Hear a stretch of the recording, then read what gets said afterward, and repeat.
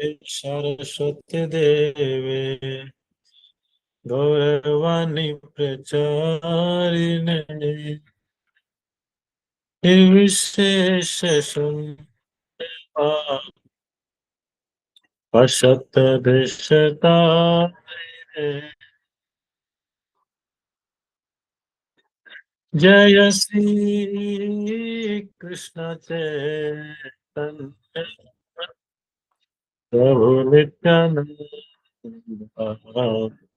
श्री अद्वैत गदाधर शिवासादि गौर भक्त वृंद हरे कृष्ण कृष्ण कृष्ण हरे हरे हरे राम हरे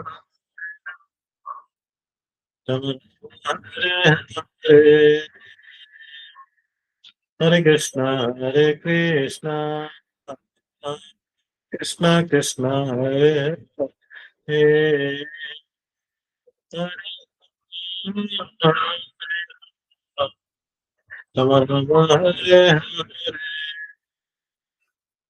हरे कृष्ण कृष्ण कृष्ण हरे हरे हरे राम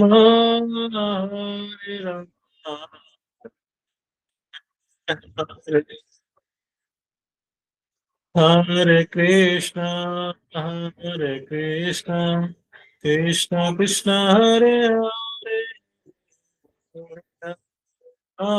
हरे राम हरे राम राम हरे कृष्ण कृष्ण कृष्ण हरे हरे हरे राम राम कृष्ण हरे कृष्ण कृष्ण हरे हरे हरे राम हरे हरे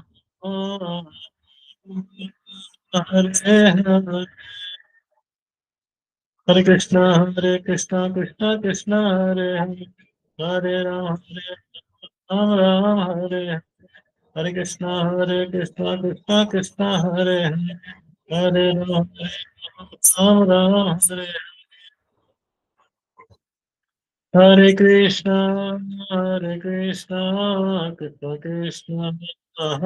हरे हरे राम राम हरे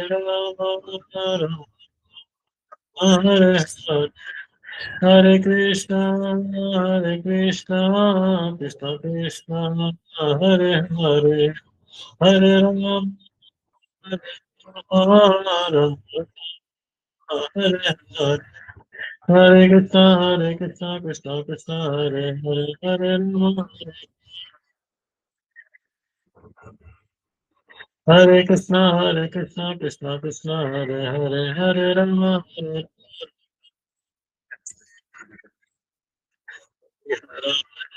कृष्ण देवाय नमः हरे हराय नमः कृष्णाय देवाय नमः तद्वाय माधवाय केशवाय नमः तद्वाय माधवाय केशवाय नमः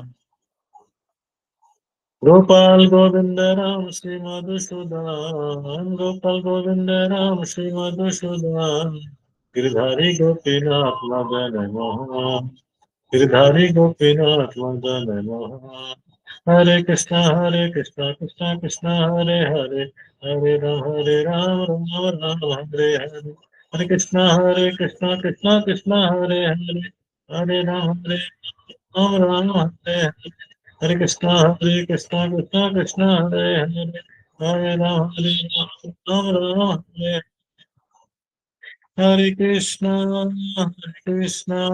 कृष्ण कृष्ण हरे हरे हरे राम हरे हरे हरे कृष्ण कृष्ण हरे हरे राम हरे Hare Krishna, Hare Krishna, Krishna Krishna, Hare Hare, Hare Rama, Hare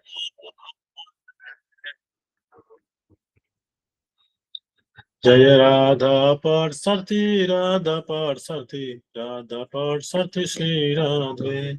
Krishna Balaram, Krishna Balaram, Krishna Balaram, Jaya Krishna Balaram, Jaya Gauranitai, Gauranitai, Gauranitai, Shri Shri Gauranitai, Jaya Sitaram Lakshmana Hanuman, Sitaram Lakshmana Hanuman.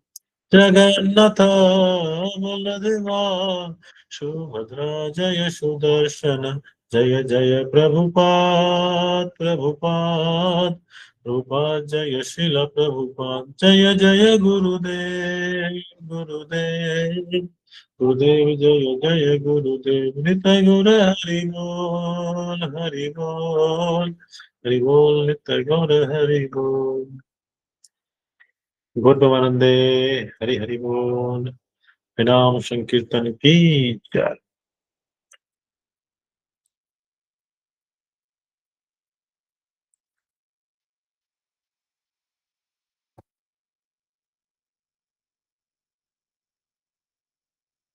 न हरे कृष्णा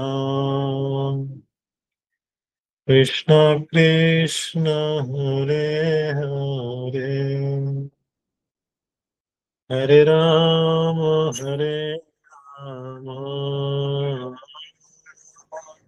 राम हरे हरे हरे कृष्ण हरे कृष्ण कृष्ण कृष्ण हरे हरे हरे राम हरे Ram Ram Ram Hare Hare Hare Krishna Krishna Krishna Hare Hare Hare Ram Ram Ram Hare Hare Hare Krishna Krishna Krishna Hare Hare Hare Ram Ram Ram Hare Hare Hare Krishna Krishna Krishna Hare Hare Hare Ram Ram Hare Hare Hare Krishna Krishna Krishna Hare Hare Hare Ram Ram Hare Hare Hare Krishna Krishna Krishna Hare Hare Hare Ram Ram Hare Hare Hare Krishna Krishna Krishna Hare Hare Hare Ram Ram Hare Hare Hare Krishna Krishna Krishna Hare Hare Hare Ram Ram Ram Hare Hare Hare Krishna Krishna Krishna Hare Hare Hare Ram Ram Ram Hare Hare Hare Krishna Krishna Krishna Hare Hare Hare Ram Ram Ram Hare Hare Hare Krishna Krishna Krishna Hare Hare Hare Ram Hare Rama Rama Rama Hare Hare Hare Krishna Krishna Krishna Hare Hare Hare Rama Rama Hare Hare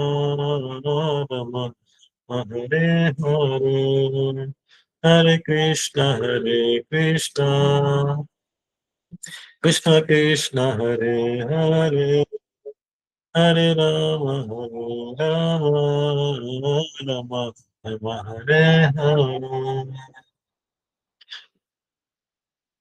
Hare Hare Krishna Krishna Krishna Hare Hare Hare Ram Ram Hare Hare Hare Krishna Krishna Krishna Hare Hare Hare Ram Ram Hare Hare Krishna Krishna Hare Hare Hare Ram Ram Hare Hare Hare Krishna Krishna Krishna Hare Hare Hare Rama, Rama Rama, Hare Hare, Hare Krishna, Krishna Krishna, Hare Hare, Hare Rama, Rama Rama, Hare Hare. Hare Krishna, Krishna Krishna, Hare Hare, Hare Rama, Rama Rama, Hare Hare. Hare Krishna, Hare Krishna, Krishna Krishna, Hare Hare, Hare Rama, Hare Rama, Hare Hare, Hare Krishna, Hare Krishna, Krishna Krishna, Hare Hare, Hare Hare Rama, Hare Hare.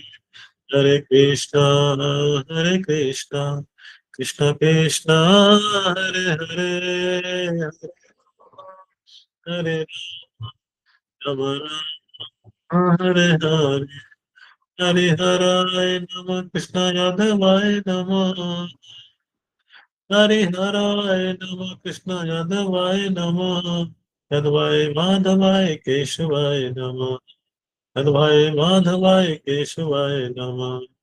Gopal Govind Ram Shri Madhusudan Gopal Govind Ram Shri Madhusudan Girdhari Gopinath Madan Mohan Girdhari Gopinath Madan Mohan हरे कृष्णा कृष्णा कृष्णा हरे हरे राम राम राम हरे हरे हरे कृष्णा कृष्णा हरे Ram Ram Hare Hare Hare Krishna, Krishna Krishna, Hare Hare, Hare Rama, Hare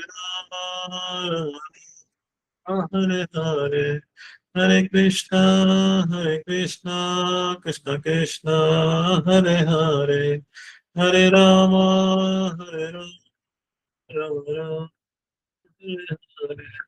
Hare Krishna, Krishna, Hare Rama, Rama, Hare Krishna, Krishna, Hare Rama, Rama, Hare Krishna, Krishna, Krishna, Hare Rama, Rama,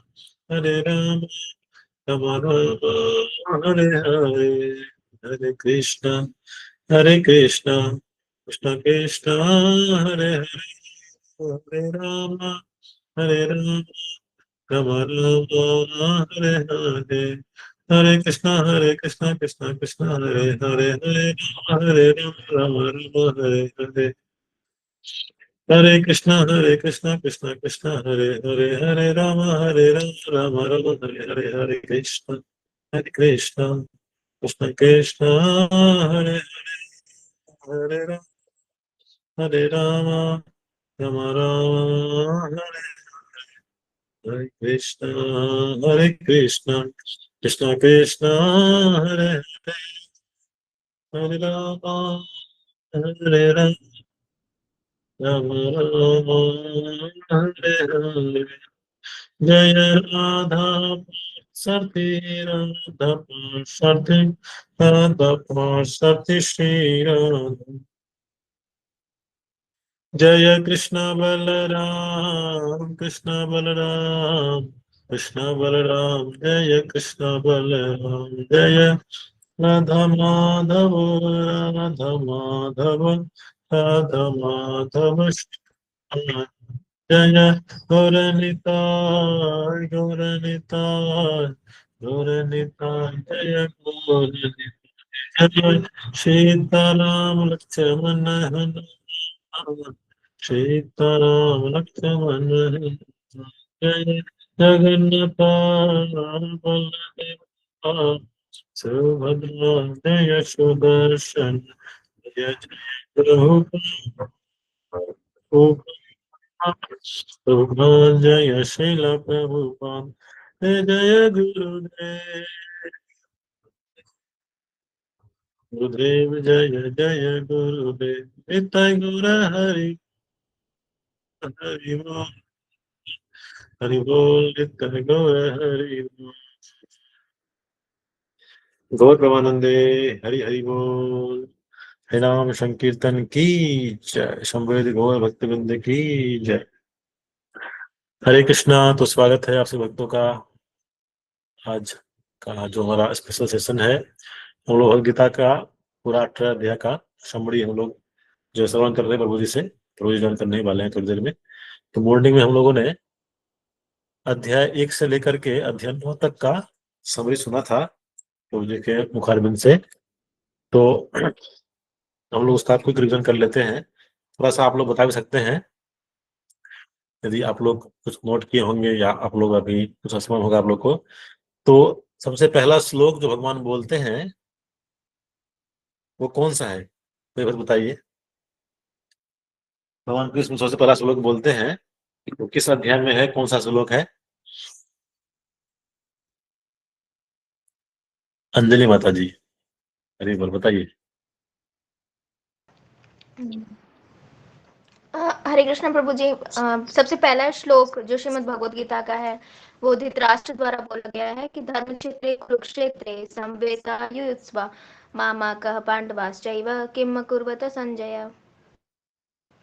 हरे हरी कृष्ण बोल, प्रभु बहुत जी। सुंदर माता जी। लेकिन प्रश्न जो है माता जी, मैं फिर से बोलता हूँ एक बार। प्रश्न ये है कि सबसे पहला श्लोक जो भगवान बोल रहे हैं जी, भगवान सबसे पहला श्लोक प्रभु जी ने बताया था क्लास में कि सबसे पहला श्लोक कौन सा बोलते हैं भगवान। यदि आपको श्लोक याद नहीं है आप वो बता सकते हैं कि क्या बोलते हैं भगवान, ये बता सकते हैं सबसे पहला।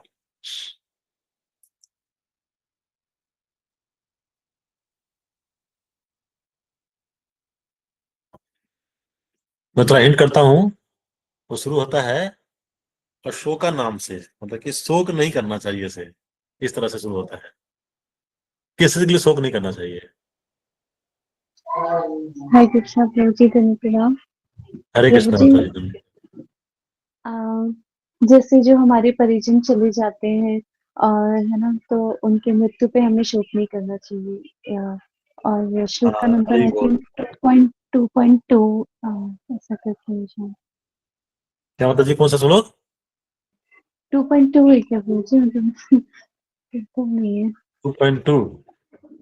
I think. हाँ 2.2 नहीं है माता जी, ये श्लोक है।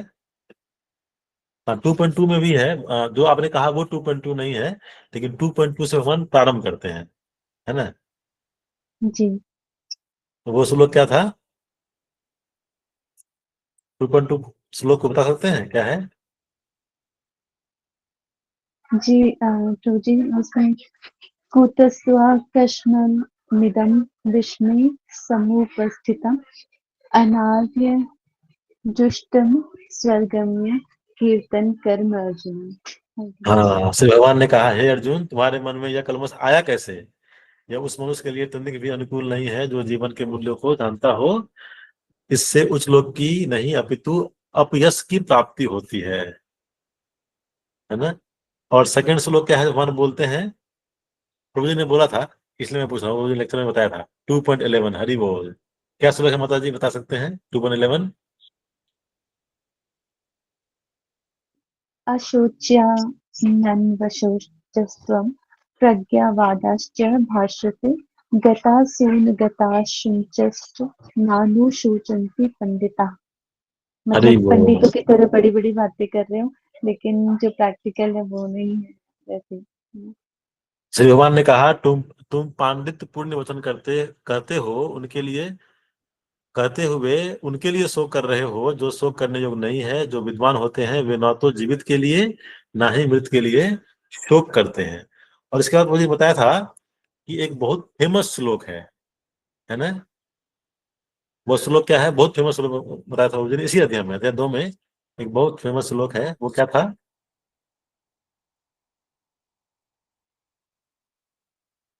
ऐसा कोई समय नहीं था जब तुम नहीं थे, ये राजा नहीं थे। कौन सा श्लोक है ये?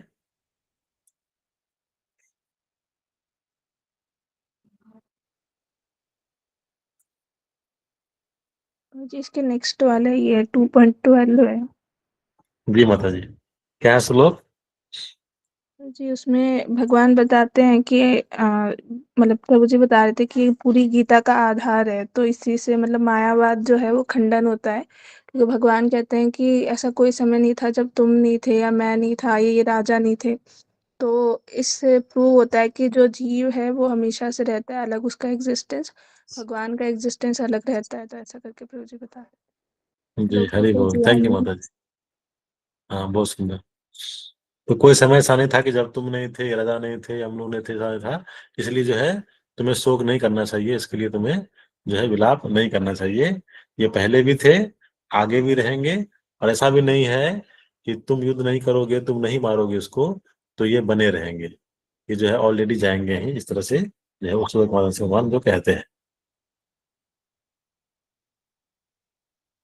तो तो प्रभु जी बता रहे थे वहां पर कि जब अर्जुन को जब उत्साह देते हैं कि जब कहते हैं कि अर्जुन कहते हैं कि अब मेरे लिए बहुत डिफिकल्ट है ये मन को बस में करना, क्योंकि मैं वायु को बस में करने की सोच सकता हूँ, लेकिन ये मन जो है ये मन मेरे बस में नहीं हो पाता है।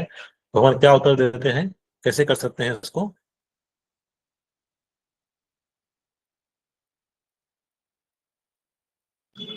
अभ्यास और वैराग्य। अभ्यास एंड वैराग्य। जी। अंजू माता जी आप बताइए, है माता जी का। हरे कृष्णा प्रभु जी, दंडवत प्रणाम। प्रभु जी अभ्यास से ही बताया था कि वे अभ्यास से ही जो है जितना हम अभ्यास करेंगे मन को पकड़ कर लेके आएंगे। चाहे अगर वह 10 बार भी मन बाहर जा रहा है तो भी पकड़ के लाएंगे, जितनी बार जा रहा है उतनी बार पकड़ के लाएंगे। तो अभ्यास से ही बताया था कि अभ्यास से ही हम अपने मन को बस में कर सकते हैं। हाँ अभ्यास से, अभ्यास और वैराग्य दोनों था माता जी। अभ्यास भी था, अभ्यास करना है हमें मन को वापस खींच के लाने का। और वैराग्य करना है किस चीज से? वैराग्य जो हम लोग 4 नियम पालन करते हैं, कुछ चीज से हम वैराग्य लेते हैं, वो वैराग्य है। तो अभ्यास और वैराग्य दोनों था वहां पे। अभ्यास 16 माला का जप करना, बार बार मन को भगवान के नाम पे केंद्रित करना, और वैराग्य। तो प्रभु जी महाराज जुड़ चुके हैं, हम सभी मिल करके प्रभु जी का स्वागत करते हैं बाय लॉर्डली चैंटिंग हरे कृष्णा महामंत्र। हरे हरे कृष्णा कृष्णा हरे कृष्णा कृष्णा हरे कृष्ण कृष्णा कृष्णा कृष्ण हरे कृष्णा हरे, हरे हरे, हरे राम हरे हरे राम राम, हरे राम राम राम, राम हरे राम। हरे। हरे हरे कृष्ण कृष्ण प्रभु प्रभु जी जी, हरे दंडवत कृष्ण। प्रभु प्रणाम। जी के दंडवत प्रणाम। तो आप सभी जो है प्रभु जी से कुछ तरह से जानते हैं। प्रभु जी कई बार हम लोग को संग प्रदान कर चुके हैं। प्रभु जी बहुत सीनियर डिवोटी हैं। प्रभु जी से हम दिल्ली में सेवा करते हैं। प्रभु जी पिछले 4 सदी दशकों से वहाँ पे सेवा कर रहे हैं, और प्रभु जी का जो है बहुत स्पेशल जो है क्वालिटी है, हम सब जानते हैं। प्रभु जी हमेशा जो है मंगल आरती कभी मिस नहीं करते हैं, और मॉर्निंग प्रोग्राम, इवनिंग प्रोग्राम पूरा बने रहते हैं। प्रभु जी का बहुत फेमस बुक है श्री भगवान ने कहा, जो कि बहुत ही उसको जो विख्यात हुआ। और भगवद गीता के पे जो है प्रभु जी ने वो लिखा है, बहुत फेमस बुक प्रभु जी का है। और प्रभु जी जो है स्पिरिचुअली तो एडवांस है ही, और प्रभु जी मटेरियली भी काफी एडवांस है। प्रभु जी जो है आईआईटी कानपुर से जो है अपना एमटेक किए हुए हैं। और प्रभु जी जो है अलग अलग प्लेटफॉर्म पे आकर के लोगों को जो है भगवद गीता का ज्ञान देते हैं, और सबको भक्ति में जोड़ते हैं। हम सभी प्रभु जी का फिर से एक बार स्वागत करते हैं बाय लॉर्डली चैंटिंग हरे कृष्ण महामंत्र। हरे कृष्णा हरे कृष्णा हरे कृष्णा हरे हरे हरे हरे राम हरे राम राम हरे हरे। कृष्णा प्रभु जी हरे कृष्ण प्रभु जी, वेलकम प्रभु जी। हरे कृष्णा। आवाज आ रही मेरी? यस प्रभु जी, आवाज आ रही है। अच्छा, तो ठीक है। आज लेट इसलिए हो गए कि जो भक्त आना था ना, जिनको सेटिंग करना था, तो सवेरे आए थे वो, और शाम को आए नहीं, कोई संदेशा भी नहीं आया। तो अभी हम 8, 8:45 से जो शुरू करना था, तो अभी 8 बजने वाला है, तो 8 से 9 तक करें फिर। जी प्रभु जी। हाँ ठीक है। तो मेरे साथ में कौन है प्रभु? मैं प्रभु जी अमित अमित। बलराम दास। जी क्या प्रभु नाम जी, है? अमित बलराम दास। अमित बलराम। अच्छा, ठीक ठीक है। तो हम शुरू करते हैं। ये अध्याय 10वां है। तो हमने सवेरे 9वें अध्याय तक जो किया था, तो अब 10वां अध्याय है। तो भगवान जो है 10वें अध्याय में कहते हैं कि भगवान कहते हैं, भूय एव महाबाहो शृणु मे परमं वचः। भगवान कहते हैं कि हे महाबाहु, मेरे जो वचन है इनको तुम सुनो। परमम वचा, परम वचा का मतलब है जो सर्वोच्च वचन है। भगवान को जो वचन है वो सर्वोच्च होते हैं। भौतिक संसार के जो वचन हैं वो जो है निम्न स्तर के हैं, और भगवान का जो वचन है वो सर्वोच्च है। यत्यहं प्रीयमाणाय वक्ष्यामि हितकामया। तो ये जो है बात जो मैं तुम्हें बताऊंगा, तो तुम्हारे हित की कामना से बताऊंगा, है ना। अब भगवान इसमें जो गीता सार है, जो कि सार, जो गीता का सार है, जो भगवान का सर्वोच्च उपदेश है, और संक्षेप में जो 4 श्लोकों में जो भगवान ने बतलाया है, वो हम इसको सुनेंगे। भगवान क्या कहते हैं? अहम सर्वस्य प्रभु मत्तः सर्वम प्रवर्तते, कि मैं समस्त जीवों का जो है उत्पत्ति का कारण हूँ, और मत्तः सर्वम प्रवर्तते, और मेरी शक्ति से ही जितने जीव हैं वो चेष्टाएं करते हैं। इति मत्वा भजन्ते माम बुधा भाव समन्विता। इस प्रकार से मान करके जो बुद्धिमान लोग होते हैं वो मेरा भजन करते हैं, और भाव समन्विता, तो मतलब भाव के साथ में भजन करते हैं। तो इसका मतलब क्या है कि जो बुद्धिमान लोग होते हैं वो भाव के धरातल पर भगवान का भजन करते हैं। भगवान का भजन श्रद्धा के धरातल पर भी होता है, साधु संग के धरातल पर होता है। इस प्रकार से 9 धरातल हैं भगवान के भजन के। लेकिन जो बुद्धिमान होते हैं वो भाव के धरातल पर आ जाते हैं भजन करने के लिए। तो भाव का धरातल क्या है? प्रेम के धरातल से केवल मतलब उतने से ही नीचे है, बाकी सबसे ऊपर है भाव का धरातल। बता भाव समन्विता मत चित्ता मदगत प्राणा बोधयंतः परस्परम। तो भगवान कहते हैं कि उनका चित्त जो है मुझ में लगा हुआ है, और संपूर्ण जीवन भी उन्होंने मुझे अर्पित किया है। और बोधयंतः परस्परम, तो अपना जो पूरा जीवन है, अपना पूरा समय है, इसमें वो लगाते हैं। कैसे? परस्परम बोधयंतः, एक दूसरे को जो जनाते हैं, मेरे बारे में जनाते हैं, याद दिलाते हैं। कथयन्तस्य माम नित्यम तुष्यन्ति च रमन्ति च, और एक दूसरे के को जो है सुनाते भी हैं मेरे विषय में जो बातें हैं। तुष्यन्ति च रमन्ति च, और इसी में जो है संतुष्ट होते हैं और भ्रमण करते हैं, आनंद लेते हैं, है ना। तेषां सततयुक्तानां भजतां प्रीति पूर्वकम। तो ये तीसरा श्लोक है गीता सार का।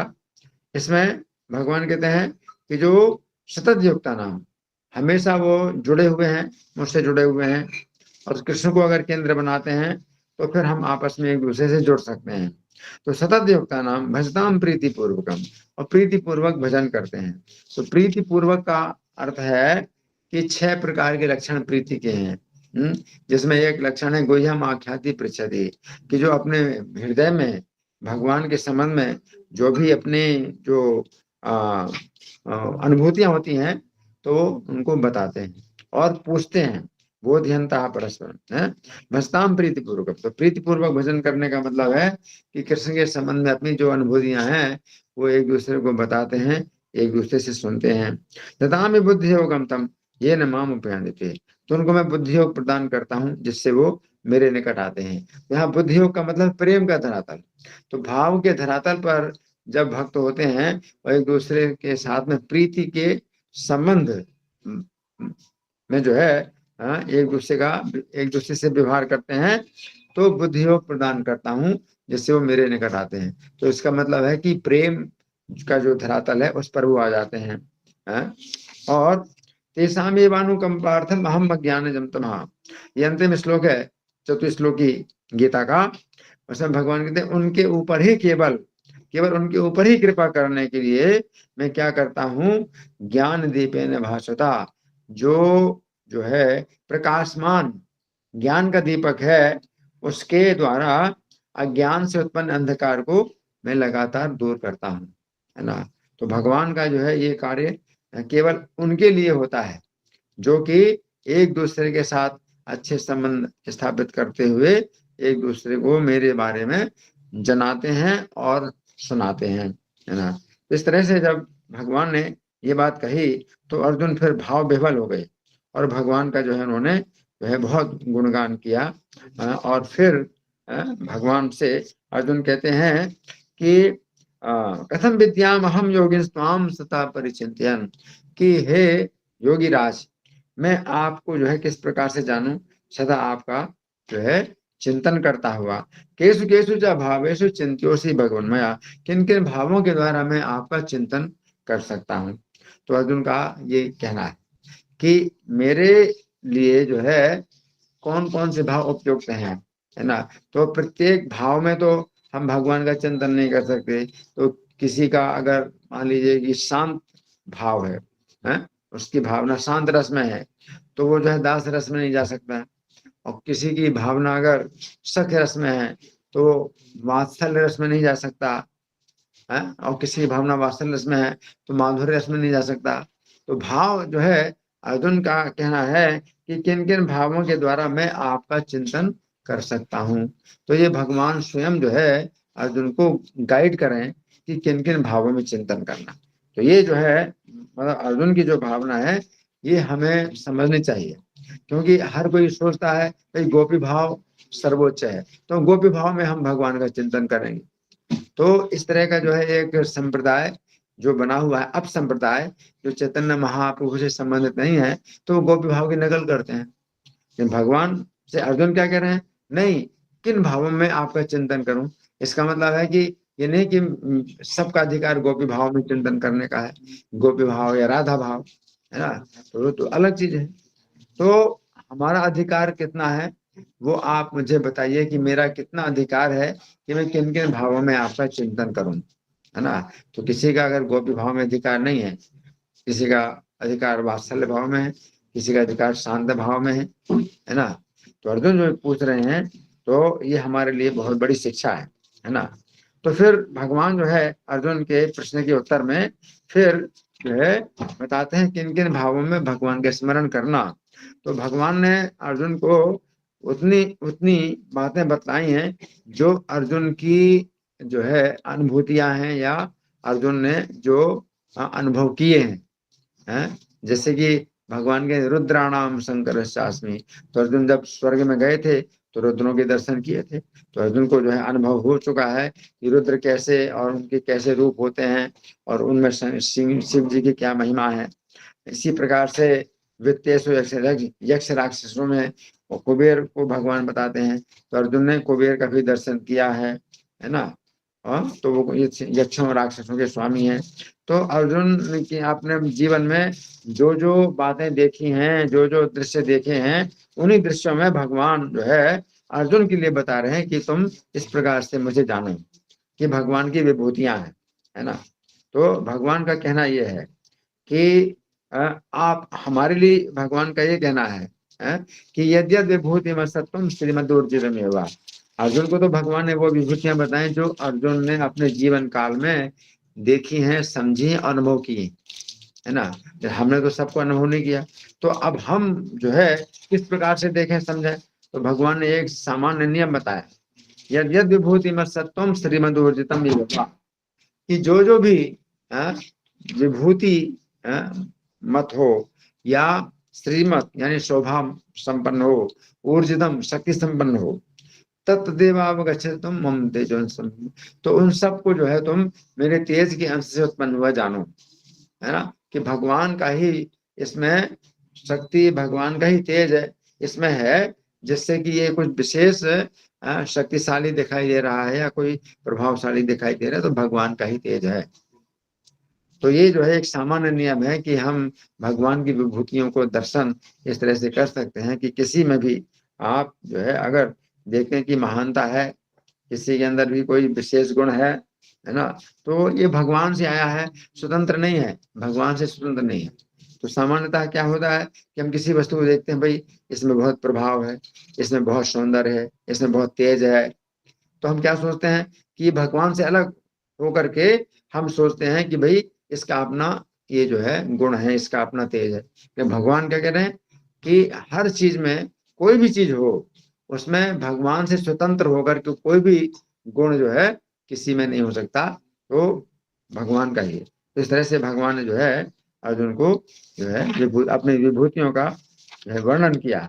और अंत में भगवान ने क्या कहा, अंत में भगवान ने कहा कि अथवा बहुने तेन किम ज्ञाते किम ज्ञाते न तमादुन, कि इस सब बातों को जानने की भी तुम्हें क्या आवश्यकता है। पृष्ठभ्य हम एकदम प्रथम एकांशे निश्चित जगत, संपूर्ण जगत मेरे शरीर के एक थोड़े से हिस्से में ही संपूर्ण जगत स्थित है। भगवान ने धारण किया है पूरे जगत को, तो अपने शरीर के एक छोटे से हिस्से में ही धारण किया है। तो जब भगवान ने ये बात कही तो अब 11वां अध्याय, अब 11वें अध्याय में अर्जुन ने जो है इस बात के आधार पर भगवान से जो है ये प्रार्थना की, भगवान से प्रार्थना की। कौन सी प्रार्थना की कि जब भगवान ने कहा कि संपूर्ण जगत मेरे शरीर के छोटे से हिस्से में ही मतलब धारण किया हुआ है, तो फिर अर्जुन जो है भगवान को कहते हैं कि दृष्टुमिच्छामि ते रूपम ऐश्वरम पुरुषोत्तम, है कि मैं आपका वो ऐश्वर्यमय रूप देखना चाहता हूँ। कौन सा रूप देखना चाहता हूँ? संपूर्ण जगत जिसमें जो है आपके द्वारा अपने शरीर के एक हिस्से में धारण किया हुआ है।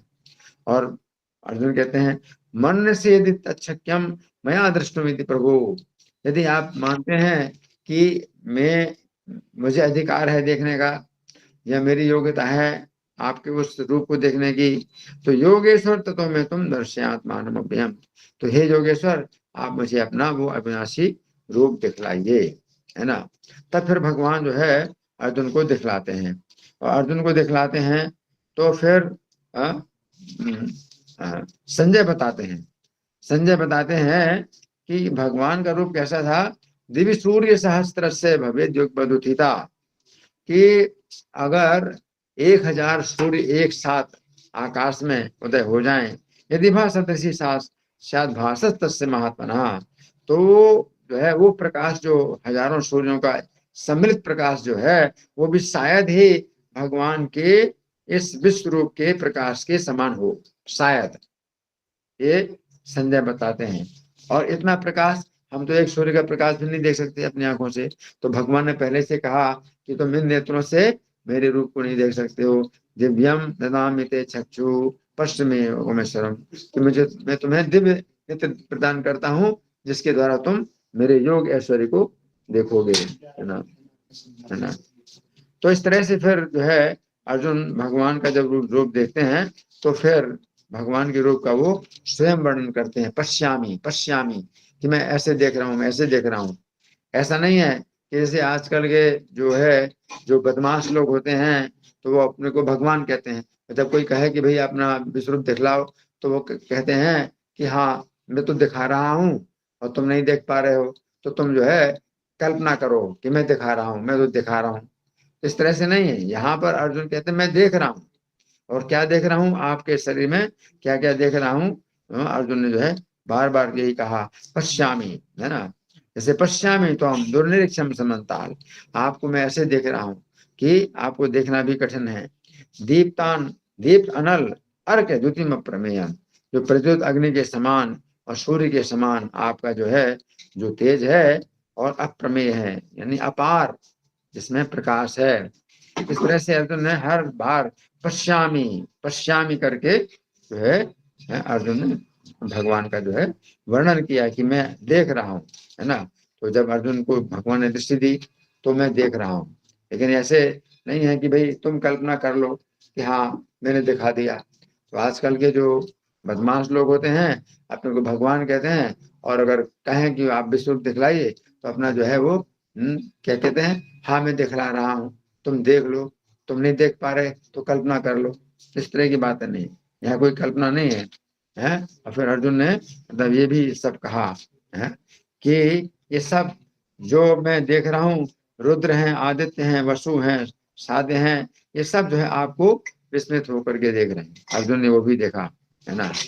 और फिर अर्जुन ने क्या देखा कि जो धृतराष्ट्र के पुत्र हैं वो सब आपके मुखों में जा रहे हैं। भीष्म जी हैं, द्रोण हैं और कर्ण हैं, तो ये सब जो है हमारी सेना के योद्धा भी जो है आपके मुखों में प्रवेश कर रहे हैं, है ना। लेकिन ये जो मुखों में प्रवेश कर रहे हैं तो ये इस प्रकार का नहीं है कि जैसे भयानक रूप कोई राक्षस दिखाता है और जो है बड़े बड़े हाथियों को या मनुष्यों को अपने मुंह में डालता है और हड्डी और खून का जो है वो दृश्य दिखाई पड़े और बड़ा अशुद्ध दिखाई पड़े। भगवान का जो रूप है वो बहुत पवित्र है। भगवान का रूप बहुत सौंदर्य में और जो है अद्वितीय है और तेज है, प्रकाश है और बहुत पवित्रता है। तो भगवान के रूप में जो है ये सब जो जा रहे हैं उनके मुख में जा रहे हैं, तो ऐसा नहीं हो रहा है कि उनके शरीर में खून और मांस निकल रहा हो और वो जो है बाहर भी खून और मांस जो है मतलब वो बह रहा हो उनके मुखों से, ऐसा नहीं है। बल्कि कैसा है कि यथा प्रदीप्तम ज्वलनम पतंगा विसंति नाशाय समृद्धि देगा। जैसे पतंगे प्रज्वलित आग में जब प्रवेश करते हैं तो उनका खून और मांस कुछ भी नहीं होता, वो सब क्या हो जाते हैं, वो बिल्कुल भस्म हो जाते है ना। तो भगवान का जो है वो जो विनाशकारी ये जो रूप है वो भी पवित्र है, उसमें कोई अशुद्धि उसमें दुर्गंध नहीं आ रही है। क्योंकि पतंगे जैसे अग्नि में गिरते हैं तो फिर उनका जो है वो हड्डी और खून और मांस सब क्या हो जाता है, अग्नि में ही भस्म हो जाता है। तो भगवान के मुख में वो जो है वो नहीं जा रहे कि भगवान खून पी रहे हों या भगवान मांस खा रहे हों, ऐसा कुछ नहीं है। भगवान के मुख में वो उनका जो शरीर है वो भस्म हो जाता है। वो भस्म भी जो है क्या है कि भस्म भी जो है भस्म भी भस्म हो जाती है, भस्म भी नहीं मिलती। भगवान का शरीर ऐसा है। तो इस तरह से उन्होंने मतलब अर्जुन ने वर्णन किया और फिर अर्जुन ने मतलब कहा कि मैं आपकी प्रवृत्ति नहीं जानता, मैं जो है आपको जानना चाहता हूँ, आप मुझे बताइए आप कौन हैं। तो फिर भगवान जो है बताते हैं कि मैं काल हूँ, है ना। और मैं जो है इस समय क्या हूँ कि इन सब जो सैनिक हैं इन सब का विनाश करने के लिए मैं जो है प्रवृत्त हुआ हूँ, मैं तैयार हो चुका हूँ। तो अगर तुम नहीं युद्ध करोगे तो भी ये जो है मारे जाएंगे, ये नहीं बचेंगे, भगवान ये बताते हैं। और फिर भगवान कहते हैं निमित्त मात्र हम भविष्य बचाते हैं कि तुम जो है केवल निमित्त मात्र बनो। अगर तुम जो है अगर चाहते हो तो मेरी आज्ञा से तुम क्या करो, तुम खड़े हो जाओ, तुम यश प्राप्त करो और शत्रुओं को जो है जीतो। तो भगवान यहाँ इनको शत्रु बतलाते हैं, जिनको अर्जुन कुटुंबी कह रहे हैं कि हमारे कुटुंबी हैं, तो भगवान इनको जो है शत्रु बताते हैं।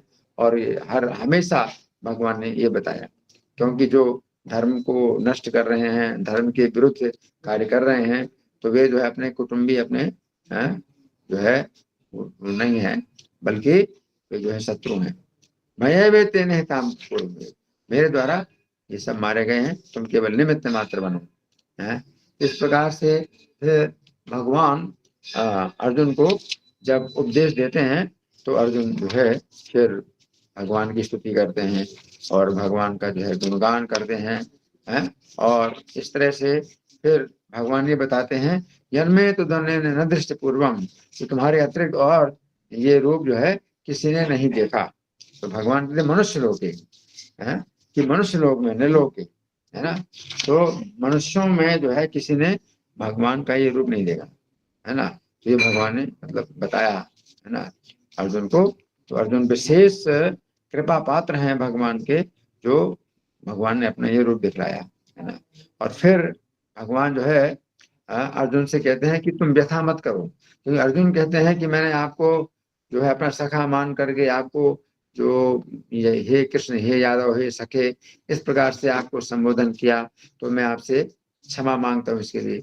तो भगवान यहाँ पर कहते हैं कि तुम्हें व्यथा नहीं होना चाहिए और इस प्रकार की मूर्खता नहीं होना चाहिए, है ना। तुम मेरे इसी रूप को फिर से देखो। तो भगवान का कहना है कि मैं तुम्हारा सखा पहले से था और अभी भी तुम्हारा सखा हूँ, और ये जो मैंने रूप दिखाया अपना, तो ये तो मतलब मैं बाद में हूँ, पहले तुम्हारा सखा हूँ। तो भगवान अर्जुन के साथ में जो अपना सखा का जो संबंध है, उसको किसी प्रकार से भी कम नहीं मतलब कर रहे हैं, बल्कि सखा के रूप में ही मैं जो है तुमको इसलिए दिखा रहा हूँ क्योंकि मैं तुम्हारा सखा हूँ। जैसे कोई मित्र है, अपने मित्र से कुछ बात कहे तो मित्र जो है अपना वो काम करता है। तो भगवान तो अर्जुन के सखा हैं, इस कारण से अर्जुन को ये भी स्वरूप दिखलाया। अब अर्जुन सोच रहे हैं कि मैंने अपराध कर दिया कि मैंने आपको अपना सखा माना, तो भगवान कहते हैं कि ऐसी बात नहीं है। तो इस तरह से फिर अर्जुन जो है भगवान को जो है बताते हैं कि आपका जो मनुष्य रूप मैंने देखा, तो अब मैं जो है स्वभाव में अपने स्वभाव में स्थित हो गया हूँ। तो वास्तव में भगवान जो है इस रूप में, जो मनुष्य रूप है भगवान का, तो ये शाश्वत रूप है। भगवान मनुष्य रूप में भक्तों के साथ में अपने संबंध बनाए हैं, तो ये उनका शाश्वत रूप है। और जो विश्व रूप है, ये केवल भगवान ने अपना दिखलाया ऐश्वर्य, है ना। फिर 12वां अध्याय है भक्ति योग। तो भक्ति योग में फिर अर्जुन ने ये प्रश्न किया। क्या प्रश्न किया कि एक तो भक्त लोग होते हैं आपके, जिस प्रकार से आपकी गुणगान करते हैं और आपके श्रवण में कीर्तन में लगे रहते हैं, तो वे ज्यादा आगे हैं योग में, वो ज्यादा उन्नत हैं, या फिर अक्षरम अव्यक्तम, या अक्षर और अव्यक्ति की जो उपासना करते हैं वे ज्यादा योग में उन्नत हैं। तो भगवान ने स्पष्ट कहा कि जो मुझ में मन को आवेशित करके और नित्य मेरे संबंध में जो करते हैं, उपासना करते हैं और परम श्रद्धा पूर्वक मेरी उपासना करते हैं, तो वे योग में सबसे ज्यादा उन्नत हैं।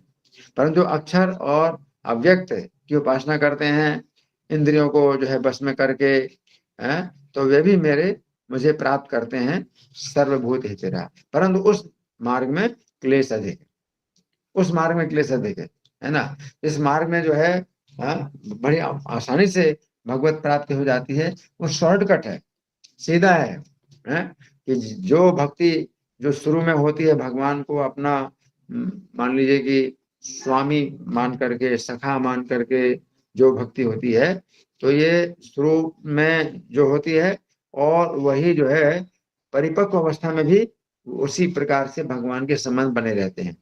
जबकि इसमें क्या है, अक्षर अव्यक्त से जो है फिर उसको आगे बढ़ना होता है ना।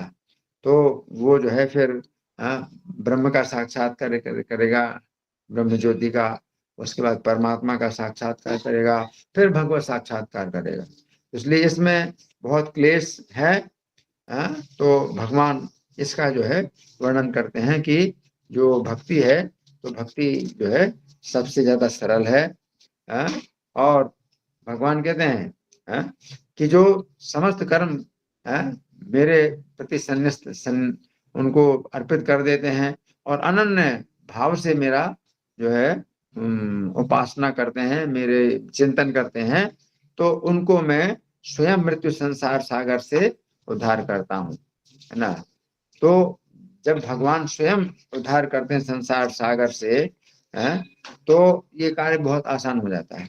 और जब कोई व्यक्ति अव्यक्त और अक्षर और अव्यक्त निराकार की उपासना करता है, तो उसमें उसको क्लेश क्यों उठाना पड़ता है? क्योंकि वो भगवान की कृपा की कल्पना नहीं कर सकता कि निराकार के रूप में भगवान जो है फिर क्या करेंगे, वो तो निष्क्रिय हैं, वो तो कृपा करेंगे नहीं। तो फिर हमारा कार्य जो है उसमें बहुत कष्टकारक हो जाता है, क्योंकि हमें अपने प्रयास से ही भगवान को प्राप्त करना पड़ता है।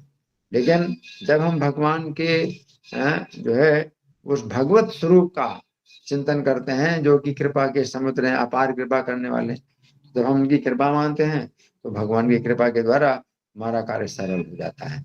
है ना। तो इस तरह से भगवान ने ये बात बताई कि अगर तुम ये नहीं कर सकते, अभ्यास नहीं कर सकते हो, तो मेरे लिए कर्म करो, है, और मेरे लिए कर्म करते हुए तुम्हें जो है जीवन की सफलता प्राप्त हो जाएगी। लेकिन निराकार की उपासना को छोड़ करके और भगवान जो है भक्ति के अलग अलग जो प्रकार हैं वो भगवान बतलाते हैं। और फिर 13वें श्लोक से लेकर के 20वें श्लोक तक भगवान भक्तों के लक्षणों का वर्णन करते हैं कि कैसे लक्षण वाले जो भक्त हैं वो मुझे प्रिय हैं, है ना। तो श्लोक संख्या 13-14 में भगवान ने कुछ लक्षण बताए, तो ये भगवान कहते हैं कि ये मुझे प्रिय हैं। श्लोक संख्या 15 में दूसरे प्रकार के भक्त होते हैं, उनके कुछ लक्षण हैं, तो वो भगवान कहते हैं वो मुझे प्रिय हैं। तो इस तरह से 4 प्रकार के जो है भक्ति के धरातल हैं भगवान ने बतलाए, और उनमें 4 प्रकार से जो है वो जो भक्त हैं उनके लक्षण बतला करके भगवान कहते हैं कि ये मुझे ऐसे भक्त प्रिय हैं। और फिर 20वें श्लोक में भगवान कहते हैं कि जो इस जो धर्म अमृत है इसका जो है परिउपासना करते हैं, यानी अगर पाठ करते हैं गीता के 12वें अध्याय का, अगर रोज पाठ करते हैं तो वे मुझे अति प्रिय हैं। भक्तास्ते में प्रिया। तो 12वां अध्याय जो है बहुत छोटा भी है, 20 श्लोकों का है, और अगर कोई पाठ करता है तो भगवान को जो है वो अति प्रिय हो जाता है।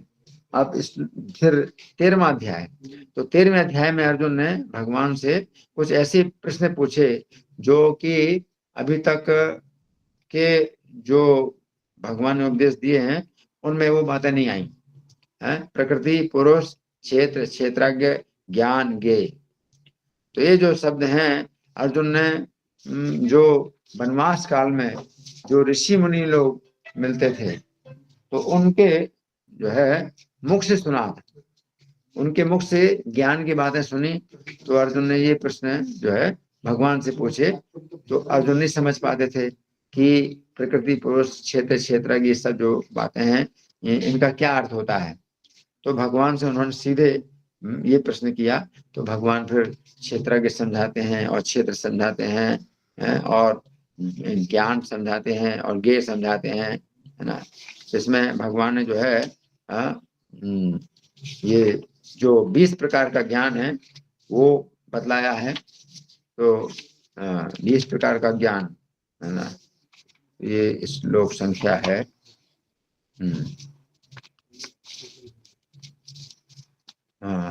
8 से लेकर के 12 तक, जिसमें अमानित्वम से शुरू होता है कि जो है अभिमान का भाव, और अदम्भित्वम का मतलब है दंभ का भाव, है ना। और जो 20वां ज्ञान है अध्यात्म ज्ञान, नित्यत्वम तत्व ज्ञानार्थ दर्शनम, कि अध्यात्म ज्ञान में हमेशा जब कोई व्यक्ति अपने चित्त को लगाए रखता है और इसमें तत्व ज्ञान की अर्थ का दर्शन करता है, यानी श्री कृष्ण के तत्व को जो जान लेता है, तो ये ज्ञान की सर्वोच्च अवस्था है। तो शुरुआत होती है अभिमान के अभाव से, ज्ञान की शुरुआत होती है, और ज्ञान के जो सर्वोच्च स्थिति है वो तत्व ज्ञान, यानी कृष्ण के तत्व को जो जान लेता है। इस तरह से भगवान ने 20 प्रकार का ज्ञान बताया है।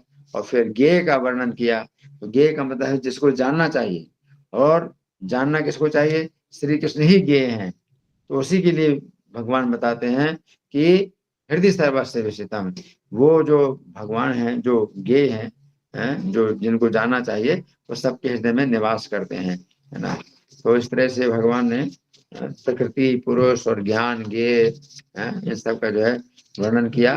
और फिर 13वां अध्याय है ना, तो 13वें अध्याय में फिर भगवान क्या कहते हैं, क्षेत्र क्षेत्र एवं अंतरम ज्ञान चक्षुषा, है ना। तो क्षेत्र क्षेत्र का जो अंतर है जो ज्ञान नेत्र से समझ लेता है। तो क्षेत्र क्षेत्र का अंतर का मतलब, क्षेत्र का मतलब है शरीर और क्षेत्र का अर्थ है जीवात्मा। जीवात्मा और शरीर का जो अंतर है वो ज्ञान चक्षु से ही समझना होता है। हमारे पास कोई ऐसे यंत्र नहीं है कि हम प्रयोग करें कि क्षेत्र शरीर में और जीवात्मा में क्या अंतर है हम देख पाए। तो जीवात्मा को हम देख नहीं सकते, शरीर तो दिखाई पड़ता है लेकिन जीवात्मा को हम नहीं देख सकते। तो भगवान क्या कहते हैं कि ज्ञान नेत्र के द्वारा ही हम जीवात्मा का शरीर के साथ अंतर देख सकते हैं, कि जीवात्मा जो है नष्ट नहीं होता है और शरीर नष्ट होता है ना। तो भूत प्रकृति मोक्षम चाहिए तो यहाँ देते परम। तो वे जो है परम को प्राप्त करते हैं, यानी भगवान के धाम में जाते हैं। अब ये जो अध्याय 14 है, तो इस 14वें अध्याय में भगवान जो है प्रकृति के 3 गुणों का वर्णन करते हैं, और 3 गुणों का वर्णन जो भगवान करते हैं तो इसका महिमा बताते हैं कि अगर 3 गुणों को कोई समझ ले तो फिर क्या होता है, सर्गे पिनो जायन्ते प्रलये न व्यथन्ति चा, तो वो जो है सृष्टि में फिर दोबारा जन्म नहीं लेगा और प्रलय काल के समय उसका जो है विनाश नहीं होगा, है ना। तो भगवान जो है 3 गुण, 3 जो प्रकृति 3 गुण है वो बतलाते हैं, और उसके पहले भगवान बताते हैं कि जितने भी जो जीव हैं तो जिनको भी भौतिक शरीर प्राप्त हुआ है तो वे जो है महत ब्रह्म से उत्पन्न होते हैं। महत ब्रह्म का मतलब भौतिक प्रकृति, और अहम बीज प्रदा, मैं बीज प्रदान करने वाला पिता हूँ, है ना। तो फिर 5वें श्लोक से सतोगुण रजोगुण तमोगुण का भगवान वर्णन करते हैं, और भगवान कहते हैं ये रजोगुण तमोगुण सत्वगुण ये तीनों गुण कैसे हैं, एक बड़े जो है एक विशेष बंधन है। ये बंधन जो है 3 गुणों का जो बंधन है एक बहुत विशेष है कि ये जो शरीर है, जो अनित्य शरीर है, उसके साथ में जो नित्य जीवात्मा उसको बांध देती है। अब जीवात्मा नित्य है, अविनाशी है, और शरीर जो है अनित्य है ना। लेकिन प्रकृति 3 गुण ऐसे विशेष हैं कि जो जीवात्मा है वो इस शरीर से बंध जाता है। जब बंध जाता है तो वो फिर जो है शरीर से छूट नहीं सकता, क्योंकि बंधा हुआ 3 गुणों से बंधा हुआ है जीव, है ना। और ये 3 गुणों का जो बंधन है फिर भगवान जो है बतलाते हैं क्या कैसे छूट सकता है। जीवात्मा अपने प्रयास से नहीं छूट सकता है। कैसे छूट सकता है, भगवान कहते हैं ये माम च व्यभिचारेण भक्ति योगेन सेविते, ये जो अव्यभिचारी भक्ति योग के द्वारा मेरी सेवा करें। तो भक्ति योग कैसे होना चाहिए, जिसमें व्यभिचार ना हो। व्यभिचार का मतलब क्या है कि जैसे कोई स्त्री है तो अगर वो अपने पति को छोड़ करके अन्य पुरुष की सेवा करती है तो वो व्यभिचारिणी होती है ना। तो भक्ति में व्यभिचार नहीं होना चाहिए। इसका मतलब है कि भक्ति हमें केवल कृष्ण की करनी है, अन्य देवताओं की भक्ति नहीं करनी। अन्य देवताओं का हम सम्मान कर सकते हैं, है ना, लेकिन जहां तक भक्ति की बात होती है तो भक्ति केवल कृष्ण के संबंध में ही होती है और किसी देवताओं के संबंध में नहीं होती। कोई देवताओं के अगर संबंध में अगर भक्त होते हैं, ये अन्य देवता भक्ता अन्य देवताओं के भक्त हैं, तो वो मेरे पूजा कर रहे हैं लेकिन अविधि पूर्वक कर रहे हैं, है ना। तो भक्ति का जो शब्द है ये भगवान के ही लिए प्रयुक्त होता है, तो इसको अव्यभिचारिणी भक्ति कहें या अनन्य भक्ति कहें। अनन्य भक्ति का मतलब है कि कृष्ण की भक्ति के अलावा अन्य देवताओं की भक्ति नहीं होना चाहिए, है। अव्यभिचारिणी भक्ति का मतलब है कि भक्ति में व्यभिचार नहीं होना चाहिए। तो व्यभिचार का भी मतलब यही है, अन्य देवताओं की भक्ति करते हैं, कृष्ण की भक्ति करते हैं, अन्य देवताओं की भी भक्ति करते हैं, तो वो क्या हो गया, व्यभिचार हो गया। व्यभिचारिणी स्त्री जो है अपने पति की भी सेवा करती है, दूसरे पुरुषों की भी सेवा करती है, तो व्यभिचारिणी कहलाती है। तो ये निंदा की बात है। तो इस तरह से भगवान ने जो है ये बात बताई है। और अंत में कहा कि ब्रह्मणो ही प्रतिष्ठा अमृतस्या बेसजा, कि जो ब्रह्म है, जो निराकार ब्रह्म है, उसकी प्रतिष्ठा में वो मुझ पर ही आश्रित है।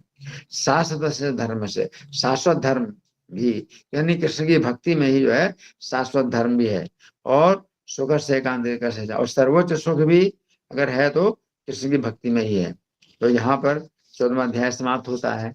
इसके बाद फिर 15वां अध्याय शुरू होता है ना। तो 15वां अध्याय में भगवान जो है ये जो भौतिक जगत है इसकी तुलना करते हैं एक ऐसे वृक्ष से, एक ऐसे वृक्ष से तुलना करते हैं जो कि क्या है, ऊपर उसकी जड़ें हैं और नीचे तना है ना। ऊपर जड़ें हैं और नीचे तना है। तो वो जो वृक्ष है तो इसमें हमें समझना चाहिए कि जैसे भौतिक संसार है तो इसकी तुलना कभी कभी जंगल से की जाती है कि जंगल, संसार जंगल है ना। लेकिन जंगल तो केवल एक ही धरातल पर होता है, जंगल केवल एक ही धरातल पर होता है, लेकिन ये जो भौतिक संसार रूपी जंगल है ये कई धरातल हैं, क्योंकि 14 लोक हैं, तो ऊपर के भी जो लोक हैं, तो फिर अगर एक जंगल से अगर हम तुलना करते हैं तो वो जो है पर्याप्त नहीं है, वो तुलना पर्याप्त नहीं है कि जंगल का धरातल केवल एक ही है, जमीन में ही जंगल होता है, लेकिन यहाँ तो कई फ्लोर का है, ये जंगल कई फ्लोरों का है, 14 फ्लोर है, तो 14 फ्लोर का है, तो फिर इसको पूरा संसार रूपी वृक्ष में इसको जो है बताया जाता है। तो वृक्ष में जो है क्या है कि जितनी अलग अलग शाखाएं हैं, ऊपर की शाखाएं, नीचे की शाखाएं, ये सब जो है धरातल हैं अलग अलग, और ऐसे ऊपर के भी जो है धरातल हैं, नीचे के भी धरातल हैं, तो ये इस प्रकार का जो है वृक्ष है, तो ये जो है मतलब एक इस प्रकार का जंगल है जिसमें कि कई धरातल हो जाते हैं। इस तरह से भगवान संसार रूपी वृक्ष का वर्णन करते हैं। और फिर भगवान क्या कहते हैं कि असंग शस्त्रेण दृढ़ेन छित्त्वा, अगर कोई व्यक्ति जो है इस वृक्ष को अगर इस बंधन से छूटना चाहता है, संसार बंधन से छूटना चाहता है, तो वैराग्य के दृढ़ शस्त्र के द्वारा इसको छेदन करना होगा। तो छेदन करने का मतलब यह है कि इस वृक्ष की जड़ों के द्वारा हम बुरी तरह से बंधे हुए हैं, और जैसे वृक्ष की जो जड़ें होती हैं तो इतनी कठोर होती हैं कि अगर सामान्य जो जो हथियार होता है काटने वाला, तो वो काम नहीं करता, तो हथियार ऐसा होना चाहिए जो कि बहुत मजबूत हो, तो उसको कहते हैं कि वैराग्य का मजबूत शस्त्र। तो असंग शस्त्र दृढ़ छित्त्वा, तो वैराग्य के मजबूत शस्त्र के द्वारा हमें काटना होता है ना। तो इसका मतलब क्या है कि वैराग्य कैसा, मतलब निर्ममता है, तो अपनी जो ममता है, अपनी जो आसक्ति है, उसको हमें उसी प्रकार से काटना होता है जैसे कि कोई कठोर जो है हथियार से जो है उन जड़ों को काटता है, जो संसार वृक्ष की जड़ें हैं, है ना। और फिर भगवान अपने धाम का वर्णन करते हैं कि मेरा धाम कैसा है, न तद्भासयते सूर्यो न शशांको न पावकः, कि जो सूर्य है, चंद्रमा है, अग्नि है, तो उस जगत को प्रकाशित नहीं करते। तो जो भौतिक जगत है इसमें हमें प्रकाश अगर प्राप्त होता है, या तो सूर्य से प्रकाश प्राप्त होता है, या चंद्रमा से, या अग्नि से प्रकाश प्राप्त होता है, अन्यथा ये संसार अंधकार में है।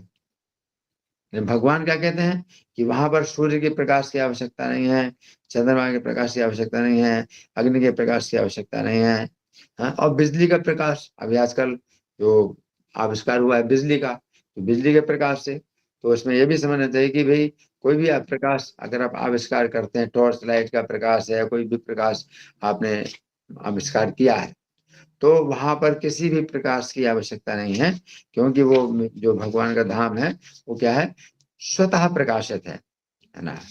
और फिर भगवान क्या कहते हैं कि यद गत्वा न निवर्तन्ते तद्धाम, जहां जाकर कोई वापस नहीं आता वो मेरा परम धाम है ना। तो भगवान का धाम ऐसा है कि जहां जाकर कोई वापस नहीं आता। तो कोई सोचे कि भाई वापस नहीं आने दिया जाएगा, हम आना चाहें तो वापस नहीं आने दिए, ऐसी बात नहीं है। भगवान कहते हैं कि जो वहां जाकर के वापस नहीं आता वो वापस नहीं आना चाहता। स्वर्ग में भी आप जाते हैं तो वापस नहीं आना चाहते, स्वर्ग से गिराया जाता है ना। लेकिन भगवान के धाम में ऐसा होता है कि किसी प्रकार की भी जो है रोक टोक नहीं है, अगर आप जाना चाहो तो जा सकते हो, और रहना चाहो तो रह सकते हो, तो इसमें पूरी तरह से स्वतंत्रता है। लेकिन कोई वापस नहीं आना चाहेगा, क्योंकि उसने जो देखा भौतिक जगत में, अपना अनुभव देख लिया कि कितना उसने कष्ट भोगा, और अब उसको भगवान का धाम प्राप्त हुआ है, वैकुंठ धाम प्राप्त हुआ, तो वापस नहीं आना चाहेगा। इस तरह से भगवान जो है 15वें अध्याय में ये महिमा का वर्णन करते हैं।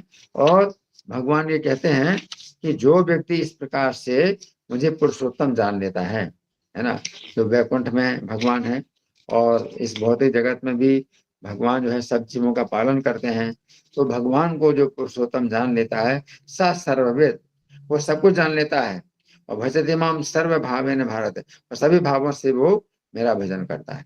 तो सभी भावों से भजन करने का मतलब क्या है कि भगवान को जो है अपना जो है पिता भी, अपना माता भी, अपना भाई, अपने बंधु, अपना सखा, सब प्रकार से भगवान को जो है मान करके उनका जो है भजन करता है। सर्वभावेन भारत है ना।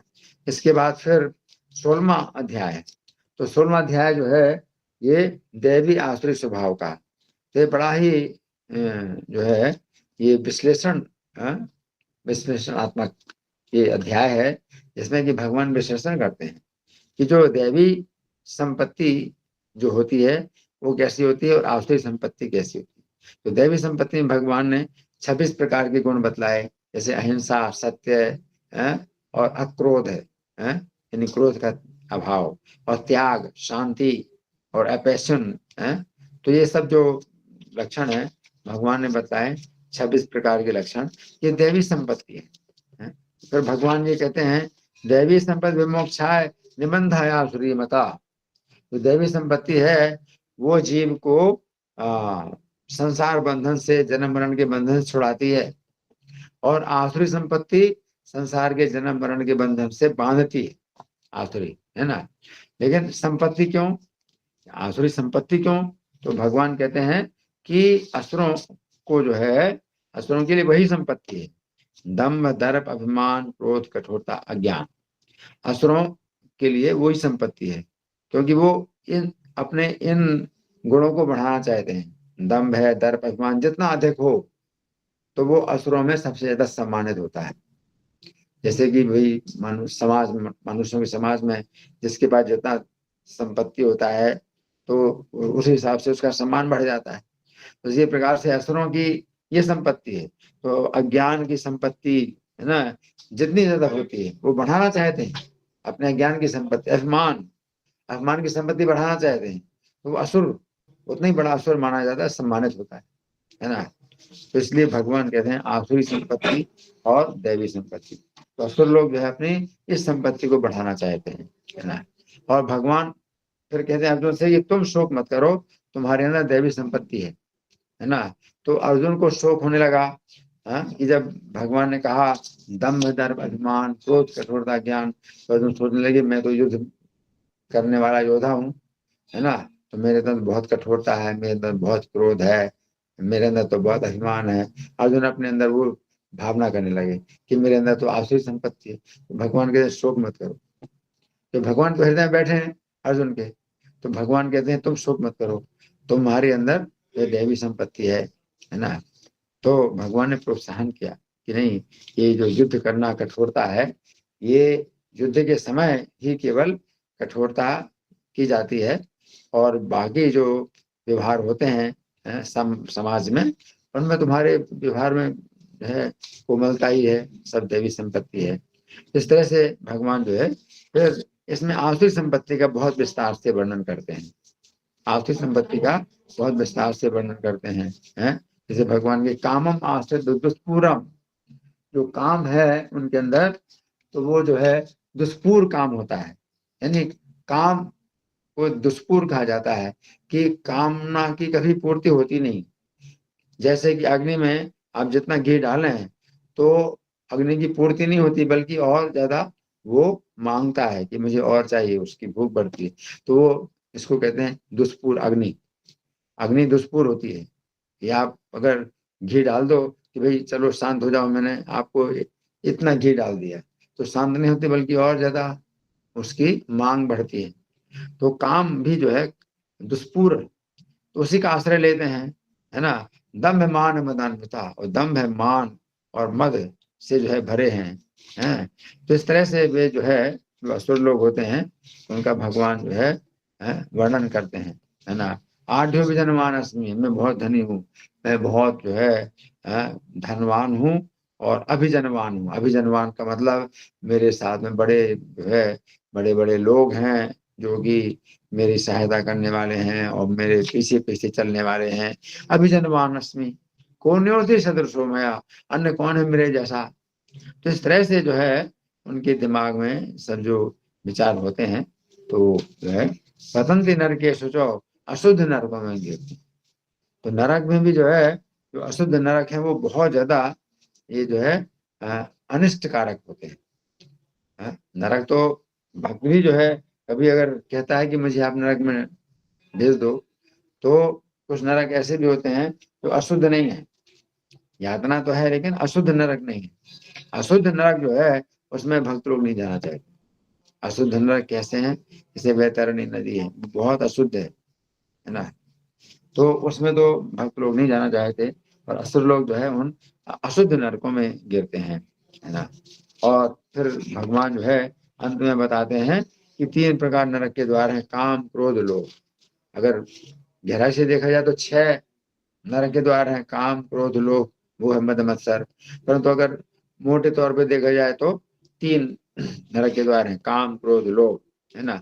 तो इनसे अगर कोई व्यक्ति मुक्त हो जाए तो फिर वो स्वतः ही अपने कल्याण का आचरण करेगा और परम गति प्राप्त करेगा। तो अगर हम केवल यही सोचें कि मैं काम, क्रोध, लोभ से मुक्त हो जाऊं, ये शत्रु हैं, काम शत्रु, क्रोध शत्रु, लोभ शत्रु, मेरी इनसे रक्षा हो जाए, तो ये भी अगर हम भावना करते हैं तो इससे भी जो है हम भगवान की तरफ जो है हमारी दिशा बन जाती है।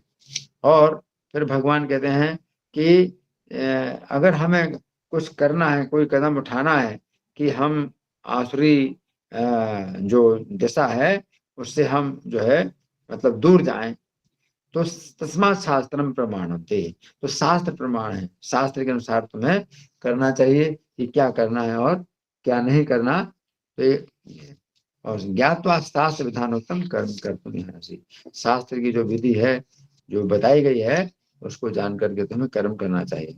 इसके बाद फिर 17वां अध्याय है, तो 17वें अध्याय में अर्जुन ने ये प्रश्न किया कि जो शास्त्र विधि को छोड़ करके श्रद्धा पूर्वक अगर कुछ करें पूजा, तो उनकी निष्ठा क्या है।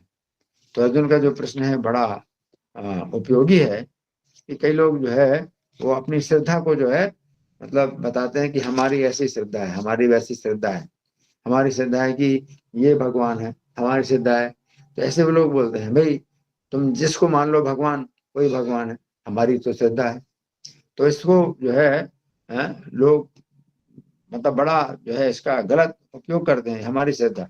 तो श्रद्धा का मतलब क्या है, तो भगवान बताते हैं कि श्रद्धा का मतलब क्या है, ये शास्त्र के अनुसार जो बात बताई गई है उसमें जब आप मानते हैं कि भाई ये है तो उसको श्रद्धा कहते। शास्त्र के विरुद्ध अगर आप कहते हैं मेरी तो ये श्रद्धा, मेरी वो श्रद्धा है ना, तो वो श्रद्धा नहीं है। भगवान कहते दंभ अहंकार, उसको दंभ और अहंकार कहा जाता है। श्रद्धा का वो नाम देते हैं लेकिन श्रद्धा नहीं कहलाती।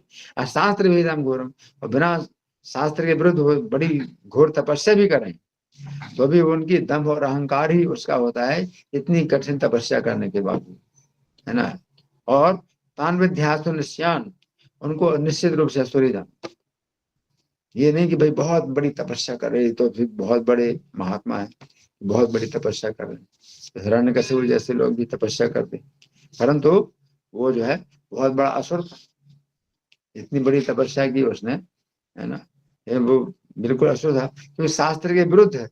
वो चाहता है कि मैं जो है ईश्वर बन जाऊं, तो अपनी अपनी श्रद्धा उसकी, उसने यही श्रद्धा बनाई कि मैं ही ईश्वर हूँ, मेरी श्रद्धा है कि मैं ही ईश्वर हूँ मैं भगवान बन जाऊं, तो मेरे ऊपर कोई नहीं, मैं ब्रह्मा का पद मैं पा लूंगा, मैं सब सृष्टि के नियम सब बदल दूंगा, ब्रह्मा ही सबसे बड़ा है ना। तो श्रद्धा, ब्रह्मा जी बड़े नहीं है, ब्रह्मा जी कहते हैं कि भगवान बड़े हैं और भगवान के नाभि कमल से उत्पन्न हुए ना, लेकिन नहीं, मेरी श्रद्धा है कि ब्रह्मा ही सबसे बड़े हैं, और ब्रह्मा का पद अगर सबसे बड़ा है तो मुझे ब्रह्मा का पद चाहिए, है। तो ब्रह्मा का अगर पद बड़ा है, अविनाशी, ये भी मान अविनाशी पद है, तो ब्रह्मा जी को हटा करके तो फिर तुम ब्रह्मा कैसे बन सकते हो। और फिर मैं ब्रह्मा बन जाऊं तो फिर मैं अविनाशी बन, फिर मुझे कोई नहीं हटाएगा, है ना। तो इस तरह के जो है उनके जो सिद्धांत होते हैं ये सब जो है वो होते हैं, है ना। तो भगवान फिर इस अध्याय में जो है सात्विक 3 गुणों में तपस्या का वर्णन करते हैं, दान का वर्णन करते हैं, भोजन का वर्णन करते हैं, और 3 गुणों में भगवान यज्ञ, तपस्या, दान और भोजन, इन सब का वर्णन करते हैं, है ना। उसके बाद फिर भगवान बताते हैं कि वेदों में भगवान के जो नाम है ओम तत्सत, ये नाम मिलते हैं। शास्त्रों में, पुराणों में तो भगवान के लीला के अनुसार बहुत से नाम मिलते हैं, लेकिन वेदों में भगवान के जो नाम मिलते हैं वो 3 नाम मिलते हैं, ओम, तत्सत। इनकी व्याख्या भगवान 17वें अध्याय में करते हैं। इसके बाद फिर 18वां अध्याय है ना, तो 18वां अध्याय में भगवान जो है अर्जुन प्रश्न करते हैं भगवान से। तो अर्जुन क्या प्रश्न करते हैं कि संन्यास का तत्व मैं जानना चाहता हूँ, त्याग का तत्व अलग से जानना चाहता हूँ। तो संन्यास का तत्व और त्याग का तत्व, तो कभी भगवान संन्यास शब्द का प्रयोग करते हैं, कभी त्याग शब्द का प्रयोग करते हैं। तो भगवान के अर्जुन कहते हैं कि इनको मैं अलग से जानना चाहता हूँ कि संन्यास का अर्थ क्या है, त्याग का अर्थ क्या है, मतलब अंतर समझते हुए जो है अर्जुन संन्यास और त्याग के तत्व को जानना चाहते हैं, है ना। तो फिर भगवान ने मतलब बताया कि अंतर क्या है। जो काम कर्मों का जो संन्यास है उसको संन्यास कहते हैं, कि अगर हम त्याग देते हैं, जो काम कर्म उनका संन्यास त्याग देते हैं, तो वो जो है संन्यास कहलाता है। और सर्व कर्म फल त्यागम प्राहुस त्यागम रक्षणा, परंतु त्याग में क्या है कि कर्म तो सब किए जाते हैं, जो अपने वर्ण और आश्रम के अनुसार जो कर्म है निश्चित किए गए हैं उनको किया जाता है, लेकिन फल का त्याग किया जाता है तो त्याग कहलाता है ना। तो संन्यास की विधि में क्या है, त्याजम दोष के कर्म प्राहुर मनीषणा। संन्यास की विधि में क्या है कि सब प्रकार के कर्मों को त्यागना है और एकांत में रह करके केवल ध्यान करना है, तो संन्यास की विधि है। लेकिन त्याग की विधि में ऐसा नहीं है। यज्ञ दान तपस्या के जो कर्म है ये नहीं त्यागे जाते हैं। और त्याग में फिर भगवान ये भी बताते हैं, यज्ञ दान तपस्या के जो कर्म है उनको नहीं त्यागना है ना। और साथ साथ और क्या है कि इनके अलावा, यज्ञ दान तपस्या के अलावा जो दूसरे अपने कर्म हैं, जो नियत कर्म हैं, जो कि अपने वर्ण के अनुसार क्षत्रिय ब्राह्मण क्षत्रिय वैश्य शूद्र के अनुसार जो कर्म है वो भी करना है। तो इस तरह से भगवान ने त्याग और संन्यास का जो है वर्णन किया। फिर त्याग का वर्णन जो है भगवान बहुत विस्तार से करते हैं, और श्लोक संख्या कितनी है जो कि भगवान करते हैं त्याग का वर्णन, है ना। तो त्याग के वर्णन में भगवान ने जो है 3 प्रकार के कर्मों का भी वर्णन किया, और 3 प्रकार के ज्ञान का वर्णन किया, 3 प्रकार की बुद्धि का वर्णन किया, 3 प्रकार के सुख का वर्णन किया, 3 प्रकार की धृति का वर्णन किया, है ना। तो ये सब जो है भगवान करते करते फिर भगवान त्याग के ही इस विषय में फिर 4 वर्णों के जो स्वाभाविक कर्म हैं उनका भी वर्णन करते हैं कि ब्राह्मण के स्वाभाविक कर्म क्या हैं, क्षत्रिय के और वैश्य के और शूद्र के स्वाभाविक कर्मों का वर्णन करते हैं। और इसके बाद भगवान कहते हैं कि स्वकर्मणा तम अभ्यर्थ सिद्धि विन्दति मानवा।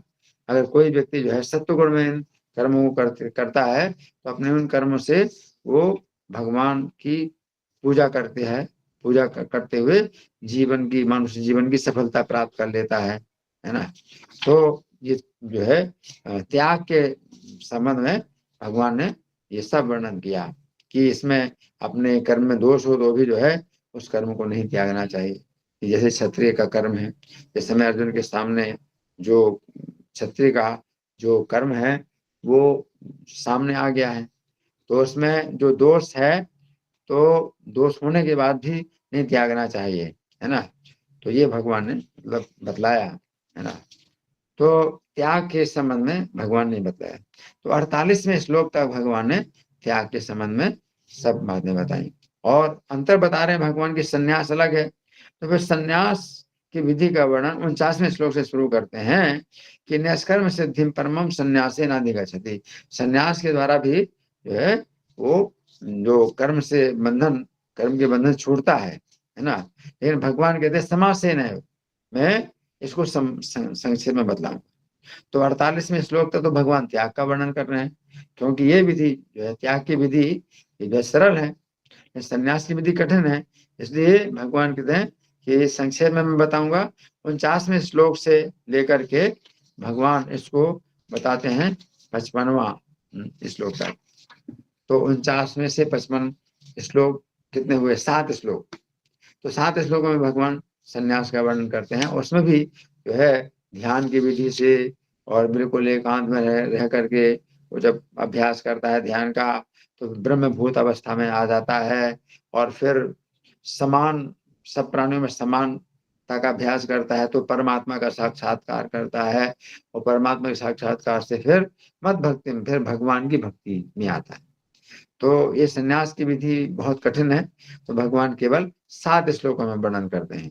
55वें श्लोक में भगवान कहते हैं ये 55वां श्लोक जो है अंतिम है, जिसमें भक्ति के द्वारा फिर मुझे जानता है तत्व से और फिर मुझे मेरी लीला में प्रवेश कर जाता है। तो संन्यास की विधि से भी आना तो उसी भक्ति में है ना। और त्याग की विधि से क्या है कि व्यक्ति जो है एकांत में उसको रहने की जरूरत नहीं होती है, वो अपने समाज में और अपने परिवार में रहते हुए भी वो भगवान की प्राप्ति करता है।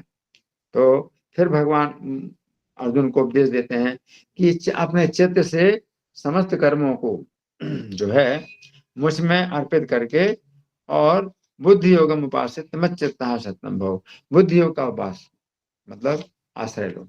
तो बुद्धि योग का आश्रय लो तो वो वही चीज है जो त्याग का जो तत्व है उसका जो है आश्रय लेकर के मच्चित्तः सत्यम भव, तो हमेशा मुझ में चित्त लगा है ना।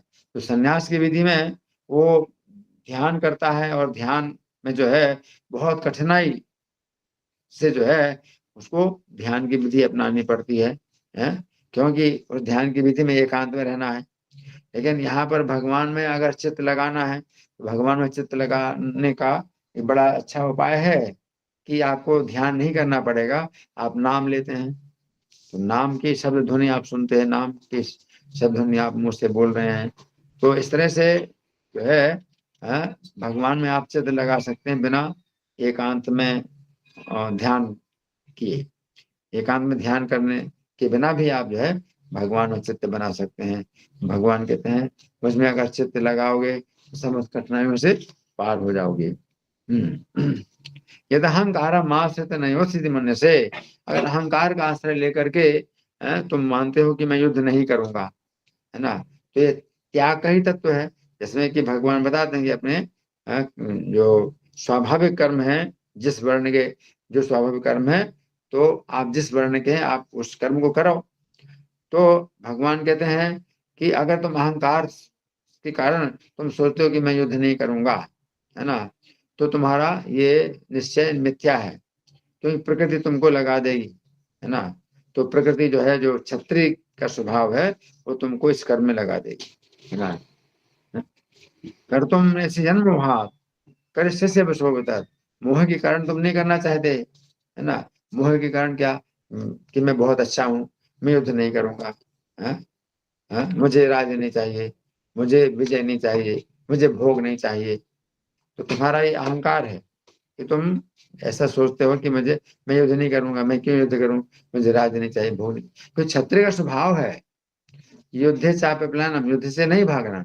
जब वो ललकारेंगे तो तुम युद्ध करो, तुम्हारी इच्छा नहीं विजय प्राप्त करने की, भोग प्राप्त, लेकिन क्षत्रिय का स्वभाव तो है, इसलिए कभी ललकारेगा कोई तो क्षत्रिय फिर जो है वो भाग नहीं सकता है ना। तो भगवान कहते हैं कि तुम मोह के कारण जिस कर्म को नहीं करना चाहते हो विवश होकर के करोगे है ना। और फिर ईश्वरा सर्वभूतानां हृदयस्य तिष्ठति, परमात्मा की जो है बात भगवान बताते हैं जो गुह्यतर उपदेश है कि ईश्वर सब प्राणी के हृदय में है ना, उनकी शरण में जाओ, तमेव शरणम गच्छ। तो ये गुह्यतर ज्ञान, तो गुह्य ज्ञान है ब्रह्म ज्ञान कि हम शरीर नहीं है, हम आत्मा है। और गुह्यतर ज्ञान क्या है, परमात्मा ज्ञान कि सबके हृदय में जो है परमात्मा के रूप में जो है वो परमेश्वर निवास करते हैं, उनकी शरण में जाना है। तो भगवान ने परमात्मा के ज्ञान को फिर कहा इति ज्ञानम आख्यातम गुह्यात गुह्यतरम मया, गुह्य से ज्यादा गुह्यतर ज्ञान मैंने तुमको दिया। क्या कौन सा, ईश्वर सबके हृदय में स्थित है, उनकी शरण में जाओ, ये गुह्यतर है ना है? और फिर भगवान कहते हैं सर्व गुह्यतम भूया सुन में परमम बचा, कि सबसे गुह्यतम उपदेश है, अब तुम मेरे से सुनो है ना। तो परमात्मा का ज्ञान है गुह्यतर और भगवत ज्ञान गुह्यतम। और भगवान के फिर से सुनो, क्यों फिर से सुनो, क्योंकि 9वें अध्याय में भगवान ने गुह्यतम जो ज्ञान है वो दे दिया था, और 4 बातों में कि मन मना भव मद भक्तो मध्याजी माम नमस्कुरु। तो जो 4 जो बिंदु हैं गुह्यतम ज्ञान के, वो भगवान 9वें अध्याय में बता चुके हैं और भगवान के दोबारा मैं बता रहा हूँ। दोबारा सुनो में परम भूया सुनो, फिर से सुनो। और फिर उसी को रिपीट किया भगवान ने 65वां 18 का 65वां श्लोक, 9वें अध्याय का 34वां श्लोक, मन मना भव मद भक्तो मध्याजी माम नमस्कुरु। 4 बिंदु गुह्यतम ज्ञान के 4 बिंदु हैं। और माँ में वैसे सत्यम थे प्रतिजाने प्रयोज में, तो तुम मुझे प्राप्त करोगे। तो ध्यान योग में जाने की जरूरत नहीं है, संन्यास की विधि का पालन करने की जरूरत नहीं है एकांत में है, और भोजन का भी बिल्कुल त्याग करने की जरूरत नहीं है। तो भगवान कहते हैं कि तुम मुझे प्रिय हो तो ये 4 प्रकार के कार्य करो। 4 प्रकार के कार्य बड़ी आसानी से आप कर सकते हैं। तो मुझे भगवान में मन लगाना है, भगवान के भक्त बनना है, भगवान का पूजन करना है, भगवान को नमस्कार करना है। एक बच्चा भी कर सकता है। तो भगवान जो है जितना सरल से सरल जो हो सकता है वो उपदेश गीता में दे रहे हैं, है ना। और भगवान कहते हैं कि मेरी शरण में आओगे तो मैं तुम्हें सब पापों से मुक्त कर दूंगा। तो फिर ये जो है गुह्यतम ज्ञान है, इसी के लिए भगवान कहते हैं कि जो तपस्वी नहीं है उसको नहीं बताना, जो भक्त नहीं है उसको नहीं बताना, जो सेवा नहीं करता या सुनना नहीं चाहता उसको नहीं बताना, जो मेरी निंदा करता है उसको नहीं बताना, भगवान ने मना किया। परंतु जो मेरे भक्तों को बताएगा इस परम गुह्य उपदेश को, तो भक्त का मतलब ही है कि भक्ति की जो है वो में तपस्या भी होती है और उसमें शुश्रूषा भी होती है, और भगवान के जो है गुणों में कभी कोई ईर्ष्या नहीं करता, है ना। तो भक्त का, जब भगवान कहते हैं भक्त, तो इसका मतलब ये चारों जो दोष हैं उसके अंदर नहीं होते हैं।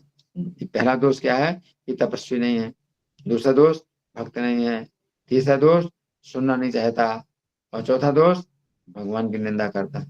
तो जो भक्त होता है तो वो चारों दोषों से मुक्त होता है। तो उसको अगर बताएं तो भक्तिमयी पराम कृत्वा मां में वैसे संस्या, मैं परा भक्ति प्राप्त करके मुझे प्राप्त करेगा और बिना किसी संशय के। तो भगवान के भक्तों को बताना। तो इस समय क्या है कि कोई भक्त नहीं, अब हम ये उपदेश किसको दें? तो प्रभुपाद ने हमको जो है अब इस समय क्या पुस्तक वितरण के रूप में हमें ये कार्य दिया।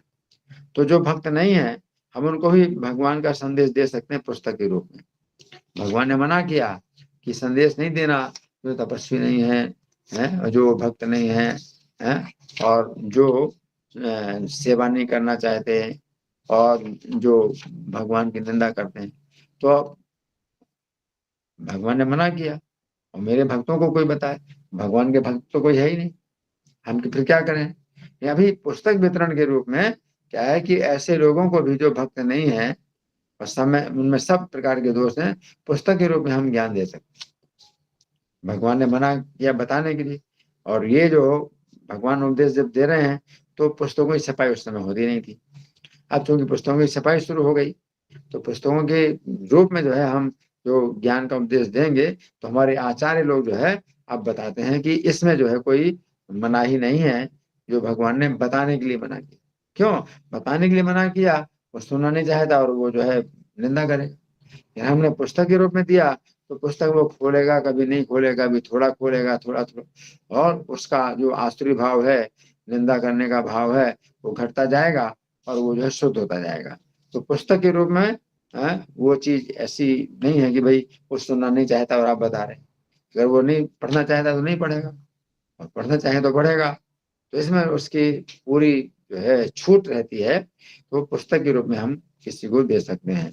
और फिर अंत में जो है भगवान जो है क्या कहते हैं कि हे अर्जुन, क्या तुमने एकाग्र चित्त से ये सुना मेरा उपदेश, है ना।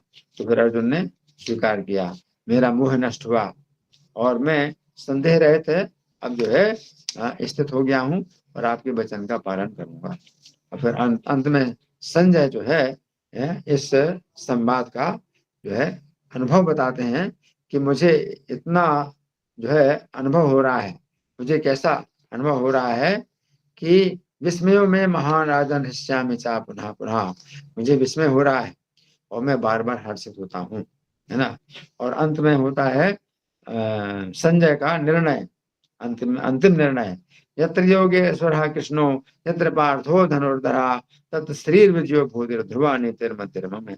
जहाँ योगेश्वर कृष्ण है और जहाँ धनुर्धर पार्थ है, दोनों जहाँ पर हैं वहां पर श्री, विजय, भूति और ध्रुवा नीति, 4 चीजें वहां पर निश्चित रूप से रहेंगी। तो श्री का मतलब है वहां पर शोभा है, और विजय का मतलब है कि कार्य में सफलता होगी, और तीसरा है ध्रुवानीतिर विभूति, तीसरा विभूति है। विभूति का मतलब है कि सबसे सर्वोच्च स्थान वो जो है प्राप्त करता है अपने समाज में। और ध्रुवानीति का मतलब है कि नीति ऐसी होती है जो कभी ना बदले, अचल नीति। अचल नीति का मतलब है कि एक ही नीति जिसमें कि कोई संदेह ना रहे, वो जो है उसको प्राप्त होती है। तो यहाँ गीता का जो है इस प्रकार से समापन होता है। और वही जो है अर्जुन और कृष्ण जहाँ पर हैं, तो जहाँ पर हैं तो ये गीता की पुस्तक, इसमें अर्जुन और कृष्ण है ना। गीता की पुस्तक हम अपने हाथ में लेते हैं, हम वितरण करते हैं, तो हम क्या दे रहे हैं सबको? अर्जुन और कृष्ण ही।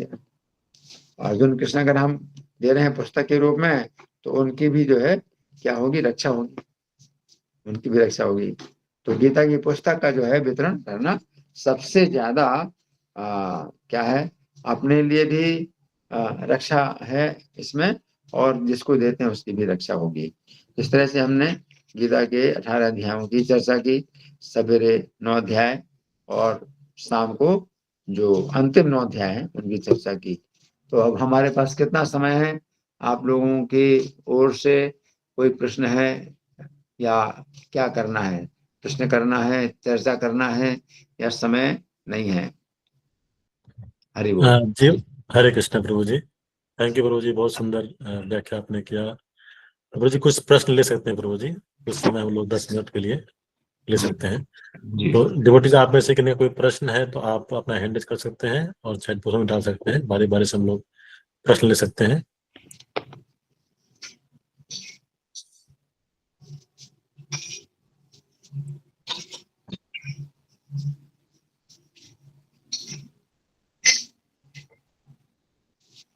किन्हीं कोई प्रश्न है तो आप कृपया हैंड रेज कर लीजिए।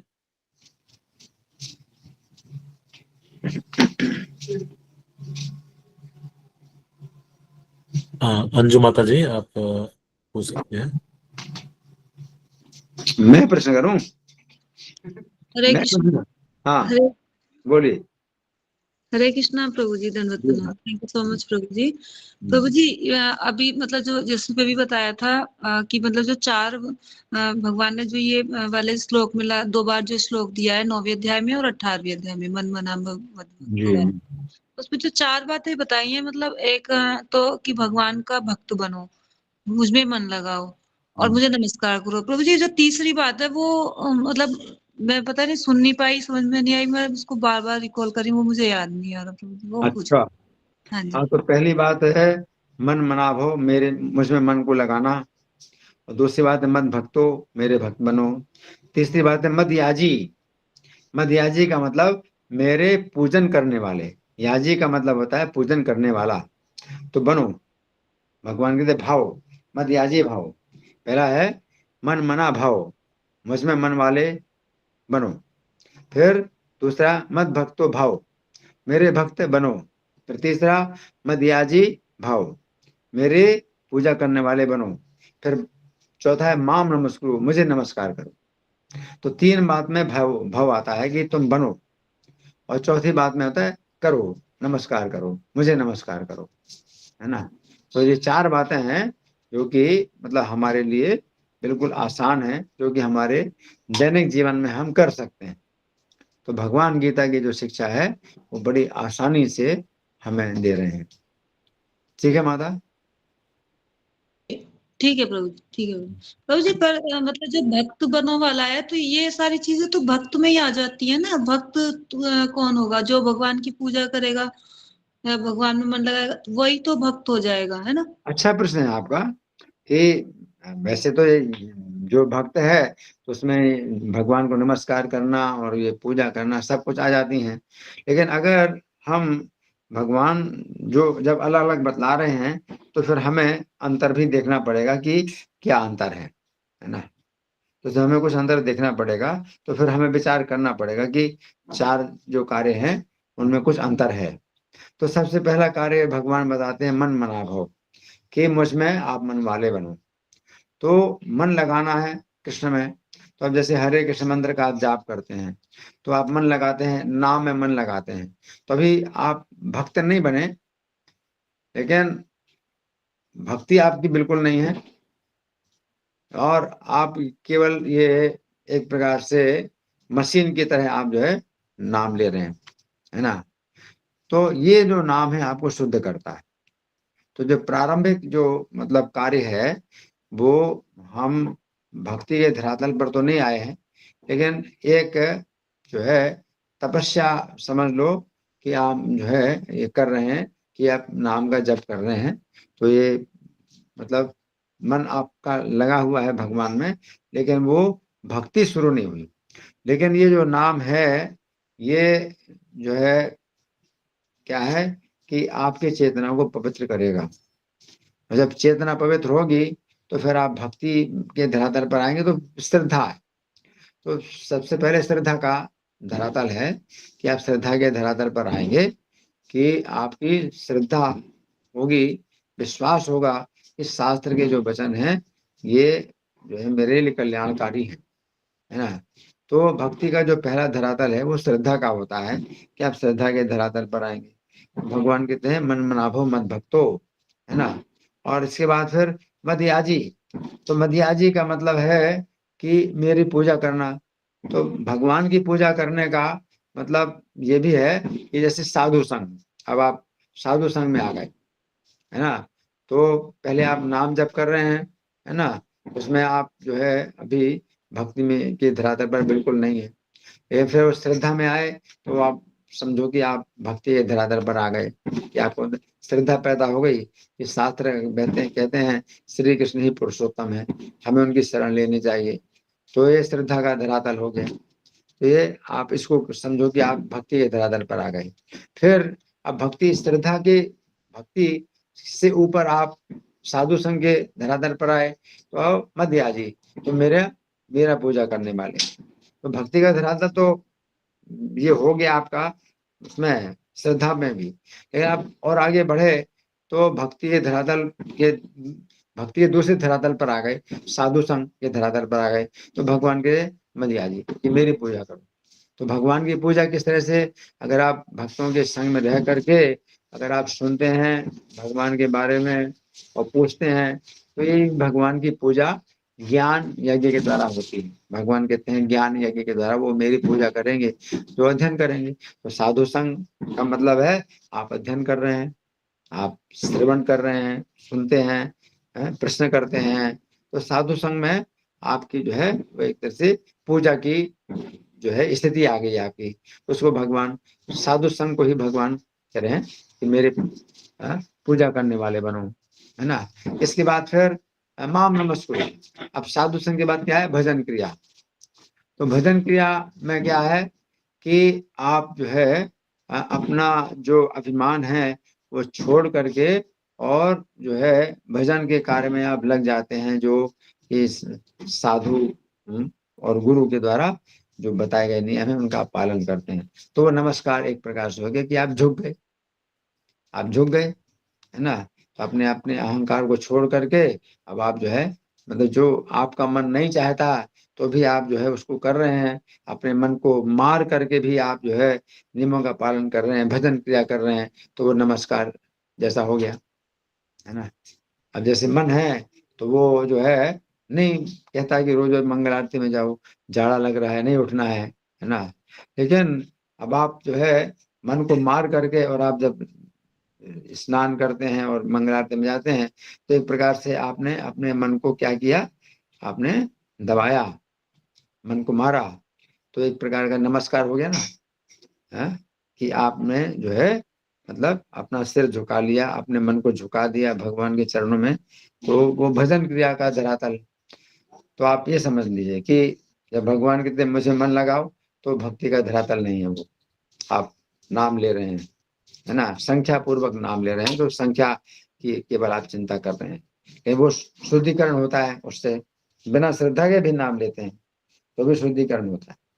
और फिर मेरे भक्त बनो, तो मेरे भक्त बनो का मतलब साधु संग, भक्तों की संगति में आप आ गए, तो वो जो है आपकी भक्ति का नहीं नहीं नाम से जो है फिर मेरे भक्त बनो तो श्रद्धा का धरातल आ, श्रद्धा का धरा। शास्त्र में बताया गया है कि कृष्ण ही जो है पर पुरुषोत्तम है, हमें उनकी शरण लेनी चाहिए। तो श्रद्धा के धरातल पर आ गए तो आप भक्ति के धरातल पर आ गए, मेरे भक्त बनो। और फिर मेरी पूजा करो, तो मेरी पूजा करो तो वो क्या है, वो साधु संग। साधु संग में आप सुनते हैं, प्रश्न करते हैं, तो ये भगवान की पूजा इस प्रकार से होती है ना। और फिर नमस्कार करो तो भजन क्रिया के धरातल पर आ गए कि अपने जो मन के जो अभिमान है उसको आप जो है नष्ट करके और झुक रहे हैं, भगवान के सामने झुक रहे हैं।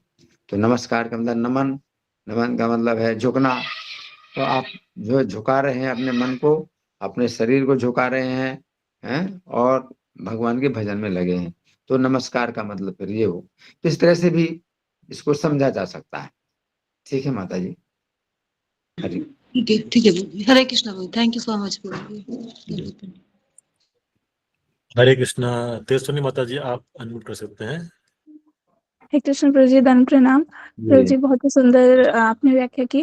प्रभु जी मेरा प्रश्न ये था कि जैसे भगवान कहते हैं कि हर कर्म में कुछ ना कुछ दोष होता है, लेकिन हमें अपने कर्तव्य को करना चाहिए।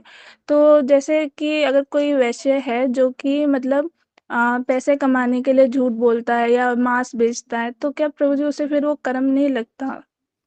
नहीं, इसमें देखिए भगवान जब बताते हैं कि प्रत्येक कर्म में दोष है, तो ये 4 प्रकार के जो वर्ण हैं, ब्राह्मण, क्षत्रिय, वैश्य, शूद्र, उनके स्वाभाविक कर्म बताए गए, है ना। तो स्वाभाविक कर्म जो है, जो शूद्र का जैसे स्वाभाविक कर्म है, तो शूद्र का स्वाभाविक कर्म क्या है कि जो है सेवा करना। हाँ, तो सेवा में बहुत दोष है, क्योंकि मालिक जो है कोई कार्य देता है, वो अनुचित कार्य भी होता है और शूद्र को वो करना होता है। या मान लीजिए शूद्र को सफाई का काम कर रहा है, तो सफाई में भी बहुत कीड़े हैं, उनकी भी हत्या हो रही। सफाई कर रहे हैं, झाड़ू लगा रहे हैं, उसमें हत्या हो रही। तो इस तरह से प्रत्येक कार्य में दोष है। जैसे शूद्र का कार्य है तो उसमें दोष है, स्वामी की आज्ञा का पालन कर रहा है, वो गलत हो सही हो उसको काम करना है। और उसी प्रकार से शूद्र से ऊपर है वैश्य। तो वैश्य का जो है व्यापार है या खेती है, तो खेती में भी जो है बहुत से जीवों की हत्या होती है, हल चलाने में भी, खेती करने में, और व्यापार करने में भी बहुत दोष होता है। व्यापार में जो है अपने ग्राहक को झूठ बोलना पड़ता है कि मैं आपसे तो कोई फायदा नहीं ले रहा हूँ, तो वो फायदा नहीं ले रहा तो कैसे वो व्यापार करेगा। कहता मैं आपसे कोई फायदा नहीं रहा हूँ, मुझे तो नुकसान हो रहा है, मैं आपको नुकसान में दे रहा हूँ। ये कोई माल देता है तो मेरा तो इसमें बहुत घाटा हो रहा है, लेकिन आपको मैं दे रहा हूँ। तो ऐसे वो बोलना पड़ता है झूठ। तो व्यापार में झूठ में जो है दोष नहीं है, क्योंकि व्यापार में इस तरह से आवश्यकताएं हो जाती हैं। और क्षत्रिय का जैसे अर्जुन के लिए तो ये इतनी बड़ी हत्या और कुटुंब की हत्या, तो सब जो हो रही है तो बड़ा ही जो है ये इसमें दोष है। तो अपने कर्म में दोष होते हुए भी भगवान कहते हैं कि श्रेयांश धर्मो विगुणा पर धर्मा संसिदा। अपने कर्म में कोई गुण ना हो और सब प्रकार के दोष हों, तो भी पराय धर्म जिसमें बहुत गुण दिखाई दे रहा है उससे अच्छा है अपना धर्म, तो कल्याण को। स्वधर्म निधनम श्रेय, अपने धर्म में चाहे जितना भी दोष हो, लेकिन मरना भी जो है कल्याणकारी है ना। तो क्षत्रिय के लिए क्या है कि युद्ध में अगर मारे जाएंगे, है ना, तो जो है वो इनका जो है मतलब अच्छी गति प्राप्त होती है ना, तो रक्षा होती है। उसी प्रकार ब्राह्मण का जो कर्म है, तो ब्राह्मण के कर्म में भी दोष होता है। क्यों? कि ब्राह्मण जो है अगर सत्य बोलता है और उसको सही दिशा दिखाता है तो बहुत से लोगों को जो है बुरा लगता है और कठोर शब्द बोलने पड़ते हैं, है ना। तो प्रभुपाद बोलते थे, कठोर शब्द बोलते थे, तो आप साधु होकर के इतने कठोर शब्द क्यों बोलते हैं?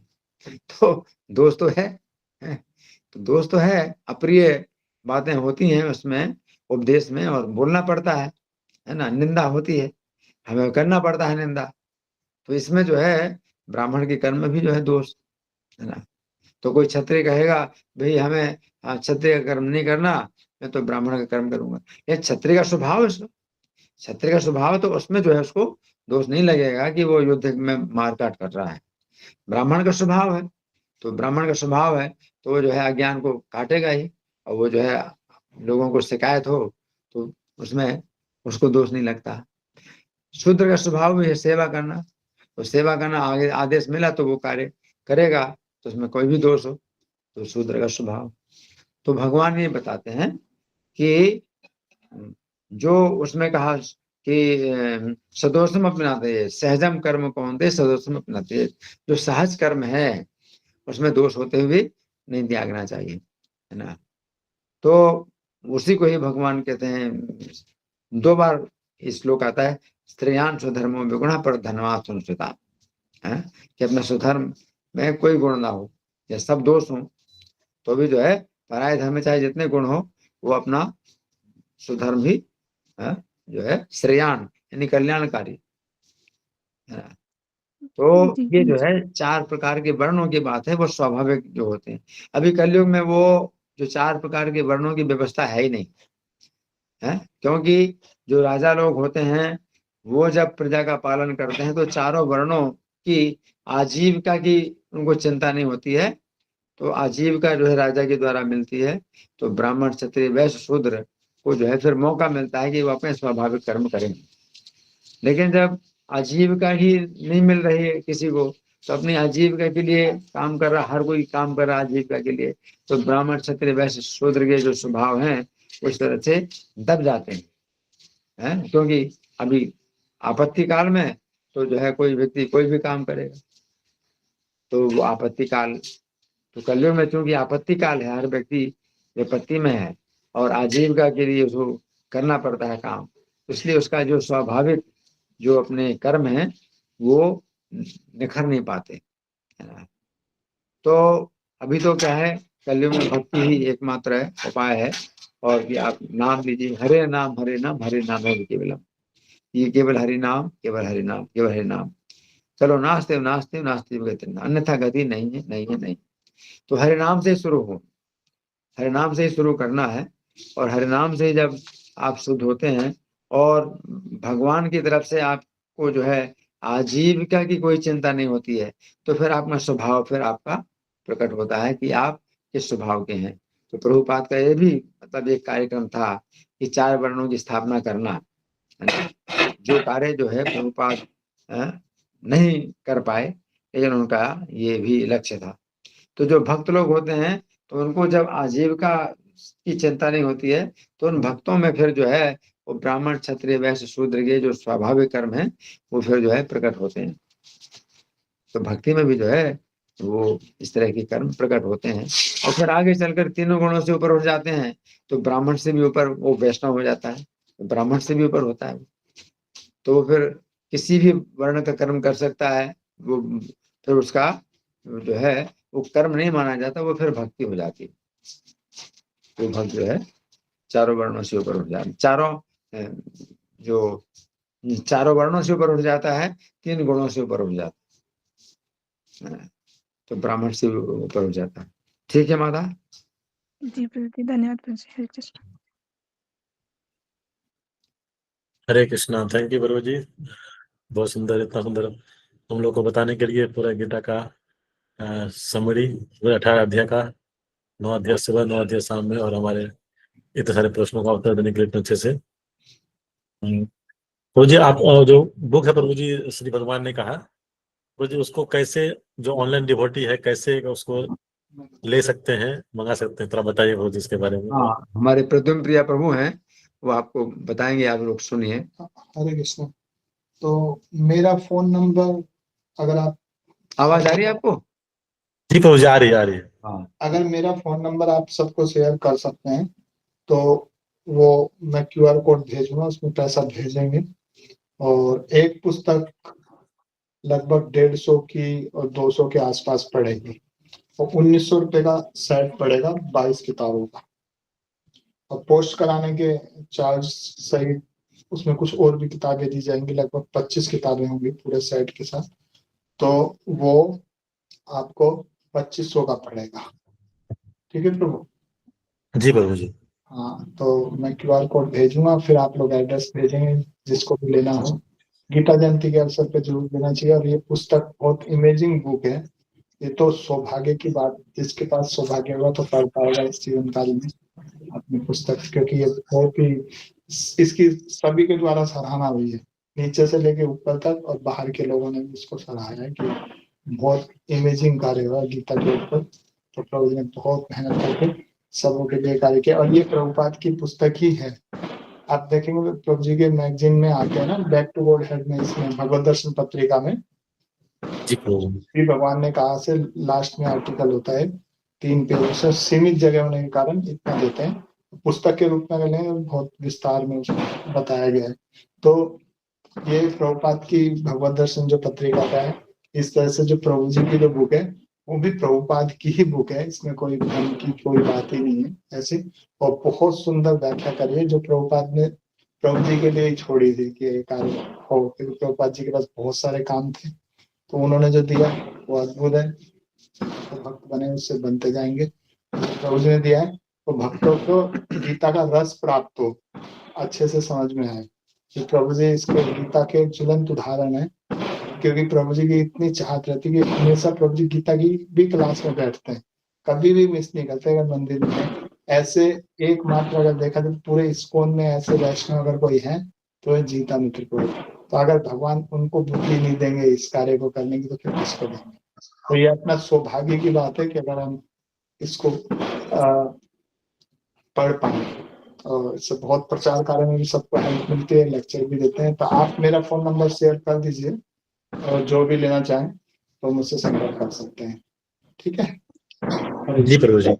प्रभु जी अपना फोन नंबर चैट बॉक्स में डाल सकते हैं प्रभु जी अभी? मेरे को तो आता, आप डाल सकते चैट बॉक्स, एक मिनट डाल सकते हैं। नहीं, आप बोल सकते हो ना। नहीं, चैट बॉक्स में डालिए, बोल भी किसी को बोल भी दो। हाँ, लिखिए, चैट बॉक्स में भी डाल रहे हैं। 99 मेरा नंबर है, 99 सुन रहे प्रभु? जी प्रभु जी, जी प्रभु जी। 99 68 68 22 22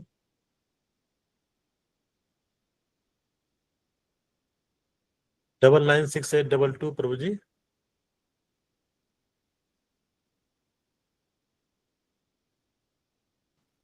क्या बहाना चाहिए आपका? हरे कृष्णा प्रभु। हरे कृष्ण प्रभु जी। अच्छा, बीच में चैट बॉक्स में नहीं डाल पाए ना? 996822 996822 फिर है 92 और 12। 921 अब बताइए क्या लिखा? 996822 हाँ, 921 9212। 9212। हाँ जी ठीक प्रभु है। जी। अब जी चैट प्रभु बॉक्स जी। में भी डाल भेज दिया है। जी चलो, जी प्रभु जी। ठीक है प्रभु। तो हरे जी हरे कृष्ण प्रभु जी। तो हमसे प्रभु जी का धन्यवाद करेंगे तो हम लोग बताने के लिए, हमारे प्रश्न को उत्तर देने के लिए। बाय लाउडली चैंटिंग हरे कृष्ण महामंत्र। हरे कृष्णा हरे कृष्णा कृष्ण कृष्ण हरे हरे राम राम राम हरे एक मिनट मुझे और एक प्रभु जी की जय।